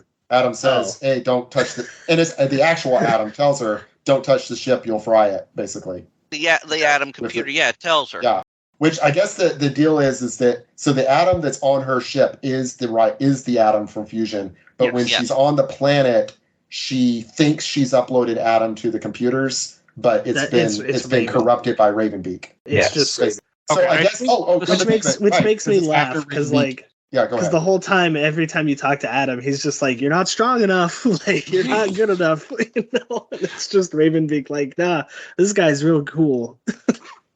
So like, yeah, it is. And then when she at the end, she just shoots the my god, and it just disappears, and Ravenbeak's behind it. It's like Wizard of Oz. Yeah, it's such a cool moment. Pay no attention to the man behind the. I love Samus's characterization in this game where she's just like this confident badass, just in like she doesn't have to like use words to convey that, just like her body language is just like so confident. Like, I love it. Her only dialogue in the whole game is to speak in Chozo and tell Thoha, "Don't worry, or Quiet Robe, don't worry, I've got this," or whatever, like to basically reassure him in his own language. And it's like, it was so, that's again, just, I think that's, I just love this game. I mean, for the story, from what the internet told me, is that it's supposed to be that Quiet is the X-Virus, but I think he still has some of his own mode in him, and that he chose to go up there and try to, help her. Is supposedly what it's supposed to be. He was trying to get her to turn off the Metroid power so she could leave? Supposedly. Oh, okay.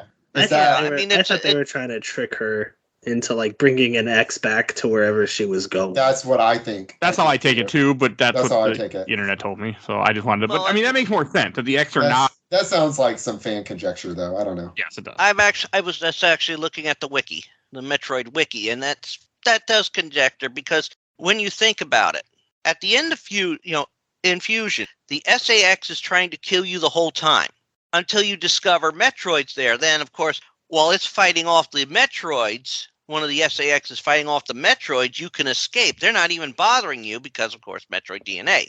Yeah. But the X is observing you.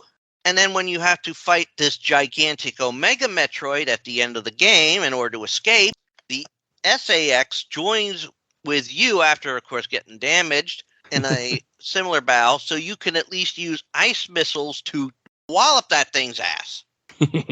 So it sacrificed itself in hopes of you escaping, and maybe that's a future plan or something. We don't know how the mentality of the X works. I thought maybe the X was like trying to destroy. It was like its like primary focus is to destroy the Metroid. Yeah, and if you're the last Metroid now, so yeah. But if you also have enough, but it also if it's absorbing the memories, then maybe it's turned good. Yeah, maybe. And it made the sacrifice to save her life. Oh, what were you gonna say, Dominic? What if there's another sequel where it's less about kind of you still have the suits and things like that, but what if there's more of a focus on harnessing both Metroid X DNA powers and all of that together? Well, I'm sure we can talk about that in 2030. I feel like if there's a sequel to this, that it will be about, because we can't go back, we can't bring Metroids back, and we can't bring X back. I don't feel like, and it be right, but she's got both. Right, but she's both, so we can use that instead. That's what I'm saying. And does the Federation? A brilliant thing. Yeah. The Federation has to know now that she can turn into that badass Metroid, right? So how does that change their plans with, or whatever they ask her to do stuff? I want them to go after her. That's right. That's exactly. I want a sequel where she's being hunted by the Federation, where they're sending bounty hunters after her, like the different bounty hunters that are in Prime 3, and some of that, sending some a line, just like a bunch of Darth Vader, no disintegrations kind of situation, kind of thing. I want that. So you just want a cool scene of somebody in the Federation walking by on a catwalk, and you have a bunch of other cool characters standing there. Bounty hunters. We don't need these scum. That kind of thing. No, that's part of that whole movie. Well, the Federation's Black Ops team will definitely want to get a hold of her. I mean, let's face it, she killed all those entities. They need that DNA that's on her suit. Right. I feel like it'll be you think of Aliens, and officially their mission, as far as they know, is to go there and kill the xenomorphs. But Paul Reiser's secret mission is to bring them back to be developed as weapons. And I think similar, we have that there. We have the Federation sends bounty hunters to kill her because she is the most dangerous weapon of mass destruction in the universe. But then secretly, they're supposed to actually kidnap her and take her back alive. And I don't know. I think that could that's also the plot of Metroid 2 and a Super Metroid, though. Actually, no. That is actually what I said is basically how Other M starts up. When they say they gave her suit a good scrubbing at the beginning of Other M, it is basically, we're going to clean your suit off. We're going to get all this DNA, all this nice juicy DNA, and make our own version in our secret lab on this ship that you'll probably call Bottle Ship later. Something like that. It is funny. Dominic mentioned 2 in Super, because 2 ends with you going to the Federation, here's a Metroid to experiment on. This could not possibly backfire, and then Super starts with, "Ooh, it backfired." How could we have ever seen this coming? Is starting off, like you said, Super Metroid starts off that way. You've delivered the Metroid to the Federation. It's a baby. So it shows this potentially. It shows it showed the basic reactions of a baby duck to its mother. Yeah. It basically fixed on her. Alien Resurrection, here we come. Same aggression level as ducks too. Oh, wait, Mike, did you say Alien Resurrection? Yeah, that's the one where she imprints on the Aliens 4 and it imprints on her. Oh gosh, that's exactly. I liked that movie when I saw it, but it's been a while. Oh, it's bad. It is. I don't know what my opinion will be when I rewatch it someday. You know what? I was 16 when that came out, and I enjoyed it as well. But it's not. It can't be worse than 3, can it? But Sigourney Weaver did nail that. 3 is watchable to me. 3's watchable. Resurrection. Yeah, 3 is watchable. Ugh. I mean, 4 has probably got one of the best amazing scenes that you would think is completely CG'd. Yeah, you did. Oh, you're talking about where they swim? The swimming scene where they No, the almost drown the basketball actors? Oh, the basketball scene, where she nails the shot on the she nailed the shot like on the first try, I think. Yeah, it took her a few tries in Oh, did it take filming, her a few but tries? she did. When she did finally nail it, Ron Perlman almost ruined the scene by cheering. She did it! Yeah, I love in that movie when he's pretending to be a monkey, going ooh, ooh, ooh, ooh, and drops the knife onto the paralyzed guy's leg. It's really funny. Okay. Anyway, Metroid is inspired by Alien, so hey, it connects, right? You can tell. I mean, there are a bunch of things that, like, especially Metroid 1, Metroid 2. I mean, those are definitely connections to Alien. Oh yeah. Aliens. Ridley, Ripley. Yeah. I mean, that's not. Yeah, that's. At least believe it or not. Yeah. Would you believe a dead man came back to life? Would you believe? Oh, God. Yeah. Jonathan Frank's. I can listen to Jonathan Frank just talk. He doesn't have to say anything. Just talk. Guys, fucking charming. He's charming in real life too. I met him once, and he's super friendly and charming. Just like he's a Will Riker. I don't think it's that much acting, by the way. I'm pretty sure he's just Will Riker. Jonathan Frakes never hosted Ripley's. No, what did he host? Fact or Fiction? Sorry, Fact or Fiction. Yeah. Fact or Fiction. So, did you think this story actually happened? Turns out, that's what I was referencing. It didn't and combined words. Yeah, I mean, I've seen at least two versions of Ripley's Believe It or Not. I never saw the Bruce Campbell one. I saw the Dean Cain one. I saw the original Jack Palance one. I mean, I've been to the museum. Any last things you guys want to add about Metroid Dread before we go into questions, memories, or comments? Well, the top five where not my favorite. Oh, yeah. Oh, sorry. The scene where she realizes she can use her Metroid powers to drain Emmys is really cool. Yeah, it is. And then it's also kind of sad because she it's kind of, I don't know. She acts like that's terrifying to her. Like after she does it, she kind of just stares at the Emmy for a few seconds. It's just like, oh, makes sense though. Yeah, it does. Makes sense. Yeah, it does. I mean, if you look in comics, you see stuff like that. I mean, just because this one just pops into my head since you mentioned that. There's a scene where in the comics where Jubilee let her powers loose and she destroyed a whole house. How about when she destroys a VCR in the X-Men cartoon? That was quite tragic. But she's like, holy crap, I can do that?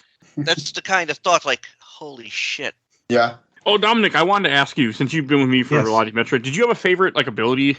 I mean, the new ones I think are always the ones that I focus on more, like the cross bomb and just not even that it's new, but I just like that you have to hit a button to toggle on the shine spark when you have to use it. Yeah. Like just hitting the analog stick versus just having it be a thing. I don't know. There's something about that, just that difference that makes me like it more. Okay. Well, that makes sense. I didn't even think about the fact that I forgot that in the old games you get it. You can't. Like it's different than that. It's been a while, so I haven't played Metroid, and I don't shine spark usually. I think that's the one negative I have about the shine spark in this one. That it makes you use it. That was my negative. you have that you can't. It doesn't automatically activate. I mean, when in all the other games, if you start running and boom, it's active. In most of the other games, you get the morph ball way earlier. Yeah, this is a very different Metroid game. See, I think the thing that's fun about playing these multiple ones is really just seeing the order in which Samus gets her stuff, right? It's seeing what do they want to focus on more? What more puzzles did they have? Like I said, if they did Morph Ball last, I'd be very interested to see what that game would be like, and more than just the randomized version. I do not want to know what a game looks like without Morph Ball. No, thank you. But I get where you're coming from. It is interesting to see, how they do switch up and how the world reacts to the switching up of your powers. Yeah. Yes. That is very cool. I just would not want to play Super Metroid that way because that game is not designed for that. So I just imagine, maybe Metroid 6, Morph Ball is just like the last section of the game, like Zero Mission. Okay. That could work. I mean, I hope we get another Metroid. I mean, I think this game ends with see you next mission again, like normal, but I really hope we don't have to wait. I hope my joke that I made earlier, 2030, is not real. I really hope they get around and get one in the next couple of years and not make us wait forever. We deserve more Metroid. Yeah. Hell, I just want the Metroid Prime remakes on Switch with controllers I can play on and no motion control of any sort, and I'm good. I mean, otherwise I'm gonna make it my own when I emulate it eventually. So I'll say I played through I played the Metroid Prime in 2 on PC emulated, and it feels great with like an Xbox controller or mouse and keyboard controls, even better. Yeah, but 3 is so based on motion controls. Well, it's not. You can still. It's not that bad. Like you can definitely do it with an Xbox 360 controller. It's similar to like there's like presets for Dolphin, like similar to like Mario Galaxy. You basically just set the Wiimote to the right stick. It's not bad at all. I need to do Mario Galaxy. Though I haven't played. I haven't played 3, so I'm going off of what I've read. I'm sorry. Okay. But 1 and 2 though, yeah, it's completely. And again, mouse and keyboard controls for Metroid Prime 1. It feels like the way it was meant to be played. It's great. I almost did that for the show, but I didn't. So that gives me a good way to recover a topic. I have to play it with touch the most controls like that. So yeah, okay, it'll be a completely different experience. Metroid Prime trilogy time. Eventually, for Switch, if it ever comes to Switch. If it ever came to Switch, I would regrettingly buy it for full price because what's the point? I already own it on Wii, but that's one I would probably rebuy. I would. I have the Steel Collection of the Metroid Prime trilogy for Wii, which I know is not cheap now. I know that game's worth a lot of money. Yeah, I got that for I got that for $18 at GameStop. Fuck that! I got it for $50 at Target when it was new. I got it used for $18 at GameStop about like 12 years ago, 13 years ago. That's a fucking good deal. Yeah. When it came out, I traded in Metroid Prime 2, and Metroid Prime 3 to get it. You get all 3 games all over again. But what'd you do for the other $40? Whole different time. I mean, he didn't trade to GameStop. What are you trying to tell us? Because GameStop would be like, "That's nice." Fuck you. It was probably back when GameStop was a little bit more reputable. Yeah, they were better. As a guy who used to work with people who managed the store and were like regional manager level, they had a lot of good things to say about it during the 360 era and the Wii era. They said things went downhill terribly. Like Xbox One, PS4 era is when GameStop really, like they said, it was a great place to work. But when that place started losing money, I mean, that company is god awful now. If it's somehow still alive, so I mean, yeah. Oh, and I guess they're getting out of NFC. They're getting out of NFTs now, I think, already, or crypto. They're getting out of NFTs? I think I read, or maybe there was some article they said they were getting out of stuff. Like, you guys, you idiots, invested money when you shouldn't have. And you're like, oh, yeah, we're done. Yeah, they lost I want to say billion, but that doesn't feel right. They lost a bunch of money, so they're just closing the NFT portion. Well, they never because no one bought them. Exactly. I mean, it was dumb. It's like, they got into it at the end of the phase. It's like, I mean, just stupid people. Yeah, they're just trend chasing. Honestly, I wish the meme stock never happened to them. Yeah, because I feel like that happened, and then they're like, "Oh, people do care about us," or and it's like, no, not really. There's a documentary on Netflix about that stock, which is really, really interesting. Where they took the guy to court who started the whole thing, who made millions off it.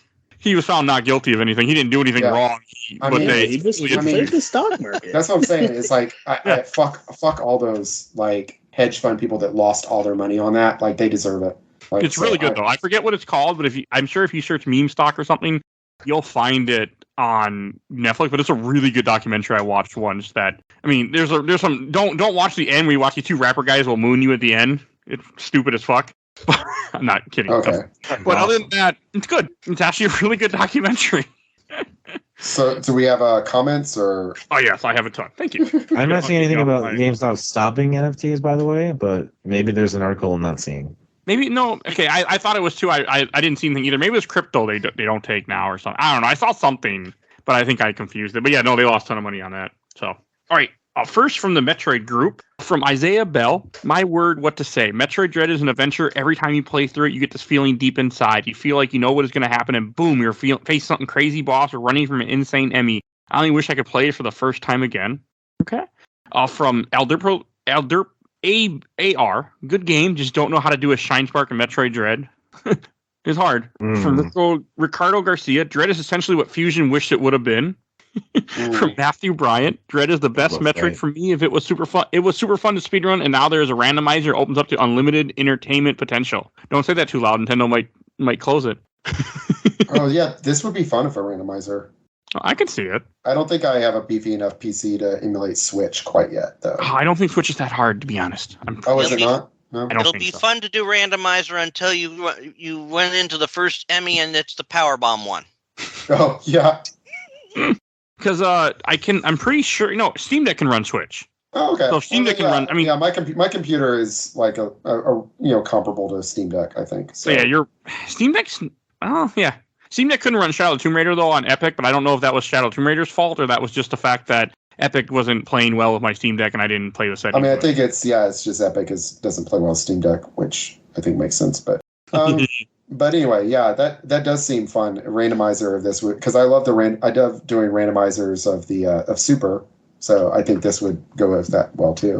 Nintendo wouldn't approve. And from Bram D. Koenig, Dread has become my favorite game in the series. I absolutely love it. My best friend who never played a 2D Metroid game before loves Dread as well. Samus controls so amazingly well. That is all true. And from the official Laser Time community, I got a few I'm going to read. From Dave Heen, played intensely for about 2 hours and haven't gone back. I really need to because I really liked it. You should. This game is definitely worth it. Just tough in the beginning, I think, personally. Yeah, it's tough in the beginning. It gets a little easier, then it gets a little tougher again, but it's definitely something you should play. Oh, yeah. And from Chris Litchoice, I didn't expect to love the boss designs as much as I did.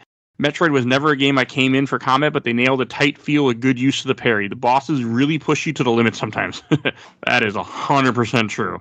And from Charles Morgan, I'll read some of this. He has a long one. I liked it a lot, but didn't love it. It's a great-looking game with tight controls and movement and feels just right. The enemy are sufficiently menacing, and the early boss fights are great. My biggest fear before playing it was that it'd be more Samus Returns. Dread corrects a lot of the missteps of Samus Returns.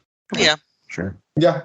And from Jay Alberto, I bought the OLED Switch for it, but the game arrived and the Switch got delayed, so I played it on the TV on the old Switch and finished it in 2 days. On the third day, the OLED arrived, and I immediately replayed it in hard mode using the OLED handheld mode. It's the only game I finished and immediately started to play again. The hard mode run was more focused and got considerably less loss. I even did some speedrun strategic skips. Metroid Dread has become a must-recommend for new Switch owners.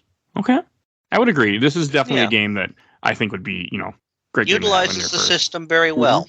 Yeah, I think this is it just looks better than any other game on the system to me, honestly. Yeah.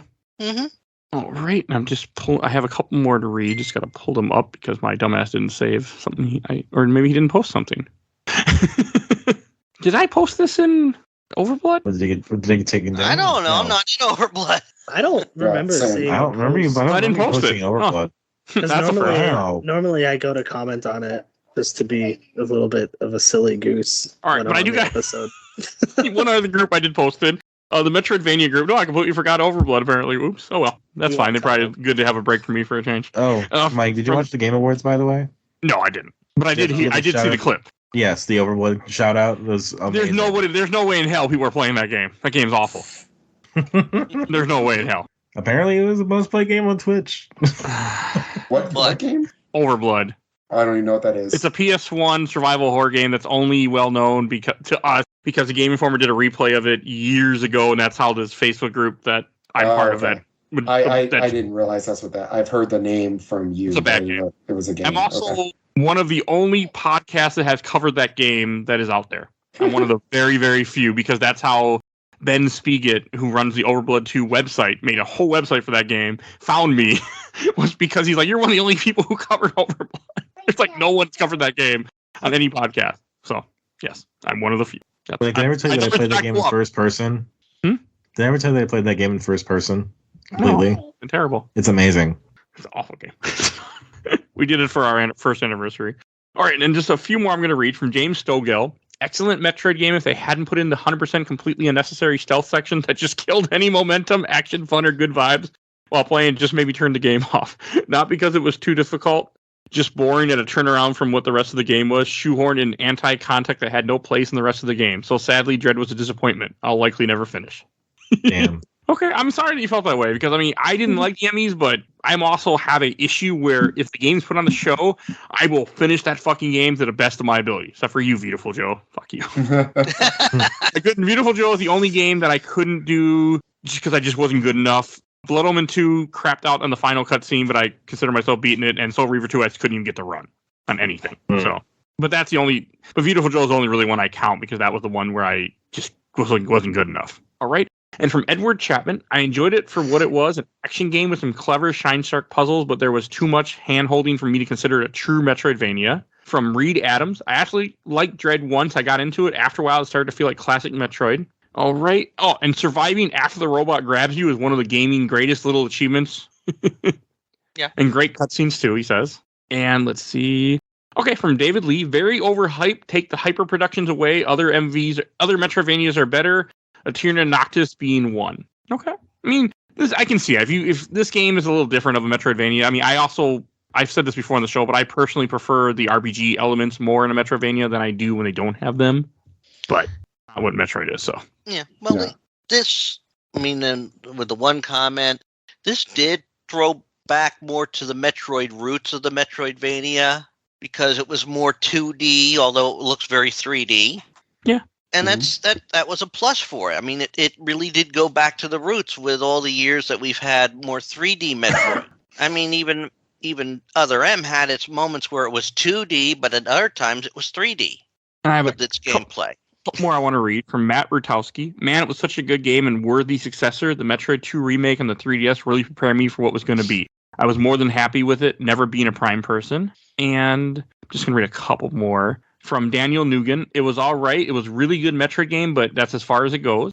Daniel Montano loved it. Still waiting for Metroid Prime 4, and this was not expected. Worthy successor of the 2D Metroid saga. From Jonathan Gagney, the wait was worth it with this one. And let's see here. From Joshua Hart, the killer robots made it a no-go for me. Okay, here's a good one. This is the last one I'm going to read. From Sal Parsi. I agree with some in here where the stealth robot sections were absolutely god-awful and ultimately prevented me from finishing the game. Just a disastrous design decision that ruined any flow. I also felt like the game was insanely linear for a Metroidvania. C-tier at best, and insane Nintendo had the balls to charge $60. Don't get how people hate these sections so much. They're just I was upset with my amiibo. It had nothing to do with it, but I didn't like it. I literally had it I had it sitting on my desk because I use the amiibos for their abilities. And I was like getting tired of looking at it where I had to move it because it was irritating me. I kept dying. I'm like, they're nice little puzzles unto themselves. They're more active than the Metroids were in Samus Returns. They're more interesting than the SAX and the Phazon Samus were in Prime and in Fusion. Like, they are the best version of that trope that Metroid has done time and time again. I loved them. They were both a nice break from just the traditional exploring. They were also an aggravating break from the traditional exploring. That's true. But it is basically that is how it is. It just works so well in what it is. It wasn't. I mean, they irritated me, but at the same time, I did get good after a while. And the reason why I read that comment is the joke in the 60 price. It's Nintendo. Nintendo will always do what they do, and you can't stop them. Like, I wish you could. I wish they would they don't lower the prices. Like, I mean, I paid $50 for Metroid Dread a year later. I was not happy that I had to pay $50 for a game because it's me and I'm a cheap bastard, but I needed my game. There are times when Nintendo does lower its prices on games when they re-release them as a Nintendo choice. Oh yeah, when's that coming for Switch, Richard? I have no idea. Oh, I got the answer. Never. I would say, I got a lot of great games on 3DS for $20 that way. Like brand new $20, like Link Between Worlds, great game. Samus Returns was game. Made like that. I mean, I got Samus Returns when it came out at the full price, but even the full price was. But yeah, they haven't done it with Switch yet, which bothers me. This game is totally worth $60. Like, I mean, I just don't like. I don't like paying that much because I also never play games new. I mean, this is the newest. I mean, this will probably be the newest game of the show for a bit. Because I just don't. Wow. I mean, I usually wait to play games. I mean, well, you play so many games for the show though. Like you would be in the poorhouse if you were buying games brand new all the time. That would be. But for like a regular consumer, and especially because I don't buy a lot of games for my Switch, honestly, because the Switch is like the third system I use. Like after my PS5 and my PC, like most of the games on my Switch are games for my son. So for me, like one or two like really great games a year works for me for the Switch. Yeah, in 2021 it was Metroid Prime and I don't remember what else came out in 2021. Brilliant Diamond, which I regretted buying and I didn't enjoy. Oh, I need to play that series. I need to play the Diamond. I want to play the original, but I need to play that series. I was not a fan, but I never played the original either. So I know what you're saying. I mean, I still do it myself. I buy games when they're on sale. I mean, I held off, I think, for maybe about 2 years before I bought Little Nightmares 2. Yeah. Oh yeah, same. We just got Little Nightmares 2 recently for my son. That's funny. I'm in a Facebook group and someone's like, "So Hades is on sale for like $10. Is it worth it?" I'm like, "Are you freaking Yes. Yes, Hades is fucking I used worth to buy it. that for my Steam Deck. Like that's seriously one of the best games of the last like decade. Yes, it's worth $10. It's worth $60. Like, I don't know. I personally don't care if I buy it and it's like on sale or, if it's a new price or if it's $5. Like, it's nice when it happens when it's cheaper, but if I'm buying a game, there's a reason I'm buying it, right? I want to play it, or I'm hoping to play it eventually, or I just want it, right? And when I buy it, it's when I buy it. Yeah. Like that's the budgeting money that I've used. Yeah, I mean, I don't. It's basically all I spend my extra money on is games. So I used to be super just like cheap about it, and I used to buy so I have like so many like cartridges and DVD, CDs, and all that kind of stuff. And I'm like, no, I'd rather just buy it full price digitally, so I don't have to get up and change the cartridge. See, I like doing that. That's the fun part. I mean, I will buy Switch games. I buy physical just because, but like I'm in love with Steam. I'm a huge Steam collector at this point, and I buy because I just like I have all these bookshelves of games, and I'm like, moving sucks, and I won't be moving probably hopefully until I'm old, very old. I've mostly sold most. I have like one drawer full of like NES, Super Nintendo, 64 games that I don't want to get rid of, but I've mostly sold, and I've take all my PS2 games and put them in like a big binder.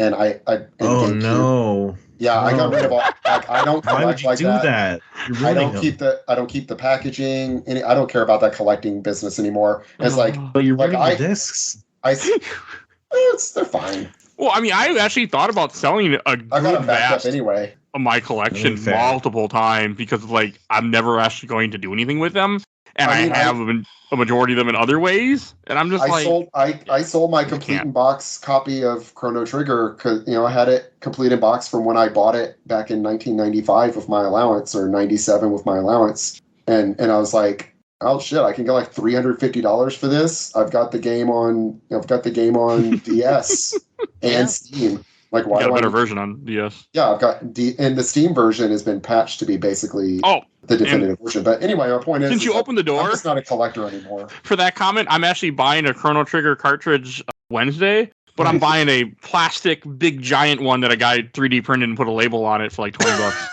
That's gonna go on my wall. I am a collector. Doing that. I will say, I like collecting. I've always liked collecting, and I feel like in this industry, there's such little attention paid to like retro gaming or anything beyond what's current at this point. That like there's just gonna be so much of it sitting around, even with the prices being as high as they are. And if you care about it, that's just part of the game is collecting, to me at least. Yeah, I get that. I used to be big about collecting. I'm big enough that I can't bring myself to sell my collection. And I can't. My wife's like, "Do you need 3 copies of this game?" I'm like, "No, I don't." But it ain't going anywhere. But no, I don't.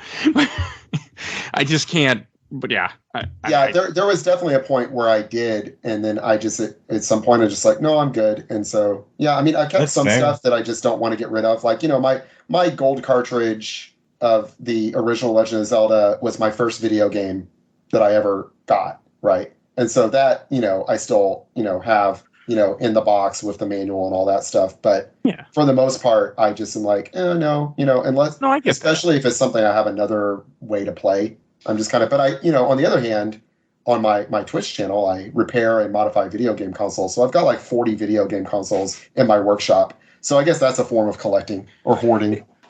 He's collecting. I've got 6 or 7 NESs out there. I've got at least 8 or 9 GameCubes out there. I mean, I can't even tell you how many Funko Pops are surrounding me at the moment, and I don't want to know. But I collect Funko Pops. That's kind of become my thing. It doesn't turn into hoarding until you can't move about in your place.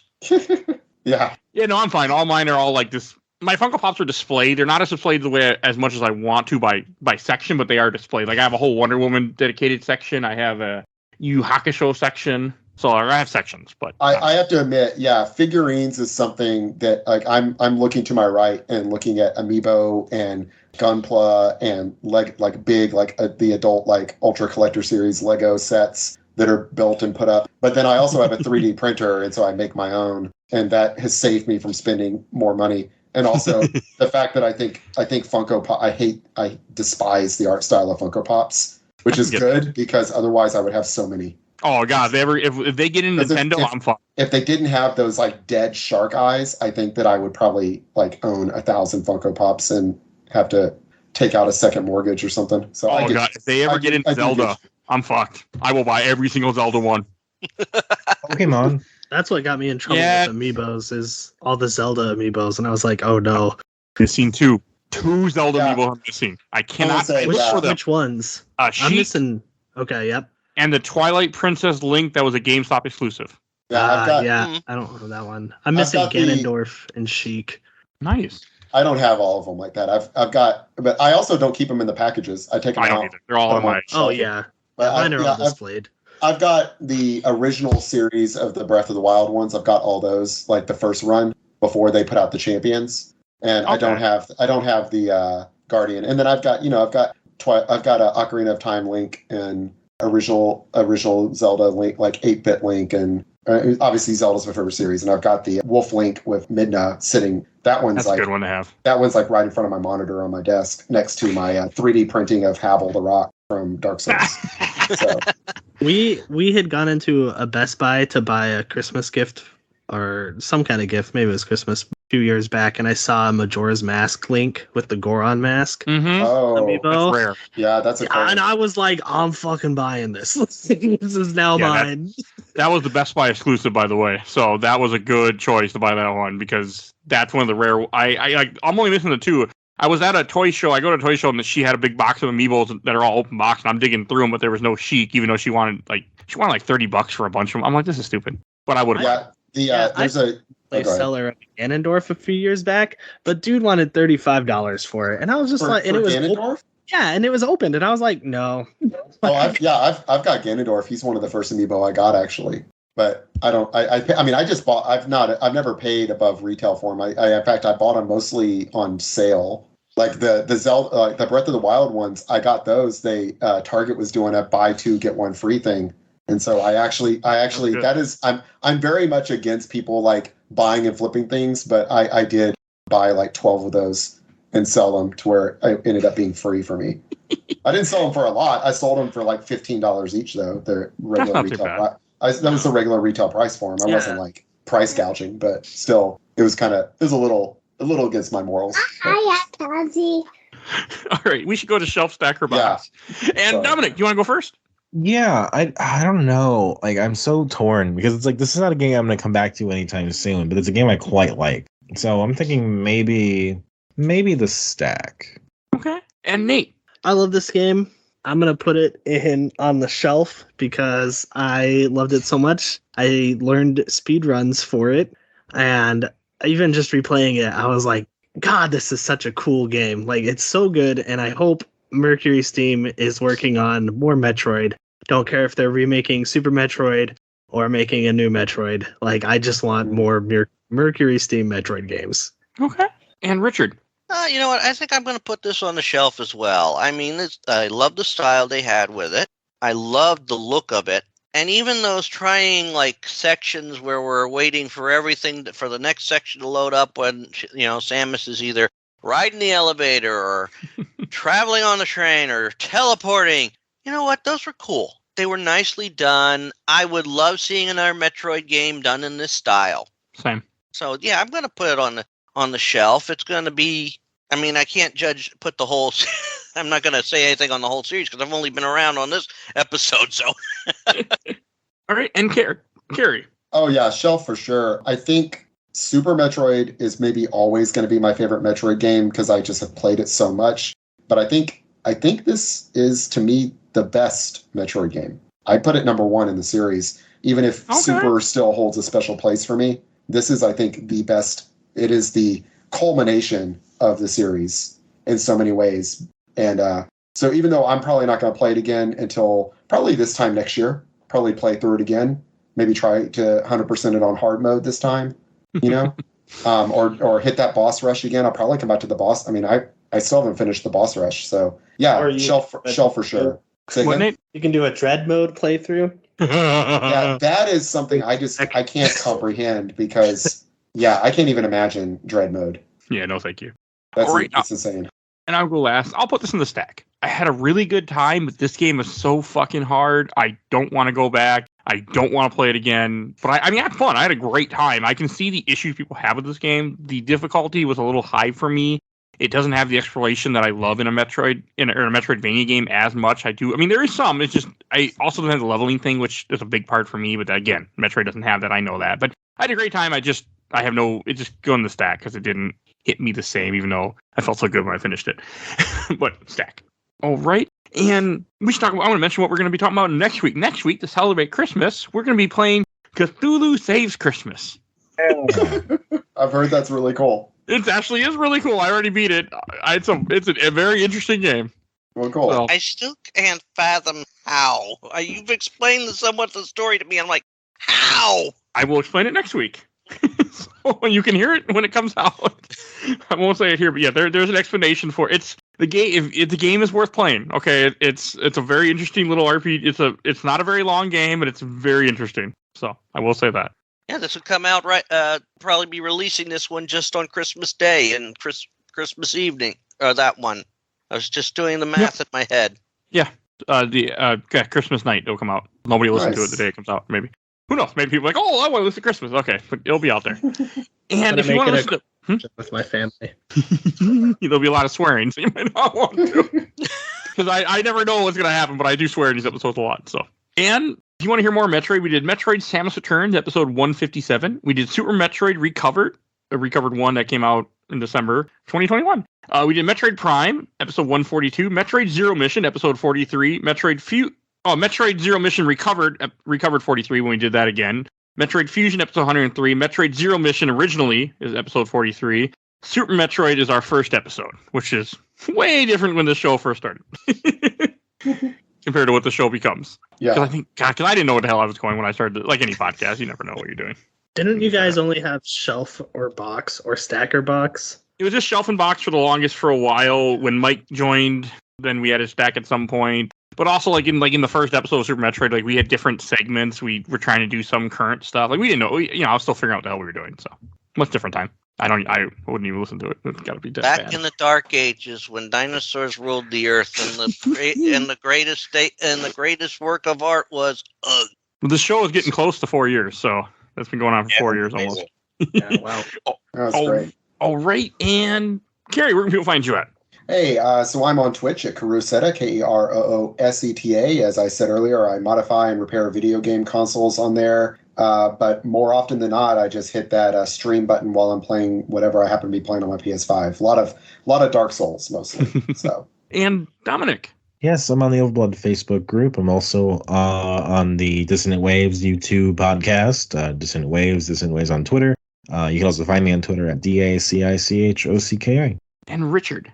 You could find me up on YouTube, where I have my YouTube channel, Rich Kale, where I play through a bunch of games, and I have played through a M2R on there. I have also, since I did put a little humor in there, I was not Metroid related, but Dread related. You could see Judge Dredd versus Death in there, which I think Mike should try for this show. I don't like Judge Dredd, so we'll see.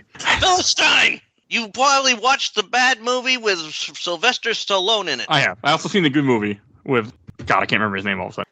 Keith Urban. Yes, that's a good movie, but I just don't. Because he followed the rule with Dredd.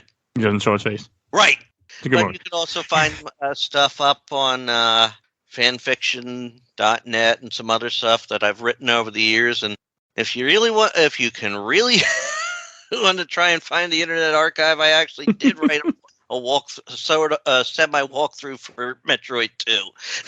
Oh, and Nate, did you have anything you want to plug? Yes, I am in no way affiliated with this video game, but I have been playing the heck out of this video game. It is called Chained Echoes. It just came out on the 8th, and it is a JRPG that is a throwback to the SNES and PS1 JRPGs, but it's done in like a really smart way where it's made by one guy. It took him 7 years, Matthias Linda, and it has really smart combat. He just took basically the best things that JRPGs introduced over the years and then cut out all the stuff that didn't work. And it is fantastic. And I think everyone should play it. I'm actually looking at the website for it right now. It looks cool. I have it on my wish list now. Yeah, I saw a trailer for it the week before it came out, and I was like, "What the fuck is this game?" And I was like, just like Googling. I was like, "This looks so cool," and it just became a day one buy for me. So yeah, go if you like Chrono Trigger and other SNES RPGs. I highly recommend it. And if you enjoyed this, no, go ahead. If you enjoyed this show, there are 400 other episodes of this show. You can find everything on Podbean if you can't find what you're looking for on Spotify and iTunes, because it only goes back 100 episodes, and I produce a lot of content. So go check all that out. If you want to support the show, we do have a Patreon. For a little dollar, you can vote in our Patreon polls. Right now, the poll is my Christmas gift, as I'm titling it, because there's 4 movies I need to do, and you get to decide which one I'm going to cover. Venom, Let There Be Carnage, Spider-Man 2002, Amazing Spider-Man 2, and Eternals. You get to decide which one, because I need to get all those done before I can do more stuff I can do Avenging Spider-Man No Way Home. So you get to help me on that. And if you want to talk with us, we do have a Discord. You'll see a link in the show notes. Please go join our Discord. You can chat with us. And we'll give a shout out to my awesome intro and outro, courtesy of Helena at Hell Hasfer. You can follow her on TikTok. You will see links to show notes to all these gentlemen that had stuff to post besides that game. And also we have a shout out to my buddy Bill Tucker, who did the MCU movies with me, started his own podcast, A Gamer Looks at 40. Definitely go check him out. You'll see a link in the show notes to him. And please follow us on Facebook, Instagram, Twitter, and on YouTube, audio only, but we are on YouTube. I think that's everything I need to say. So we will see you guys all next time. Bye, everybody. Bye. Mike, turn your games down.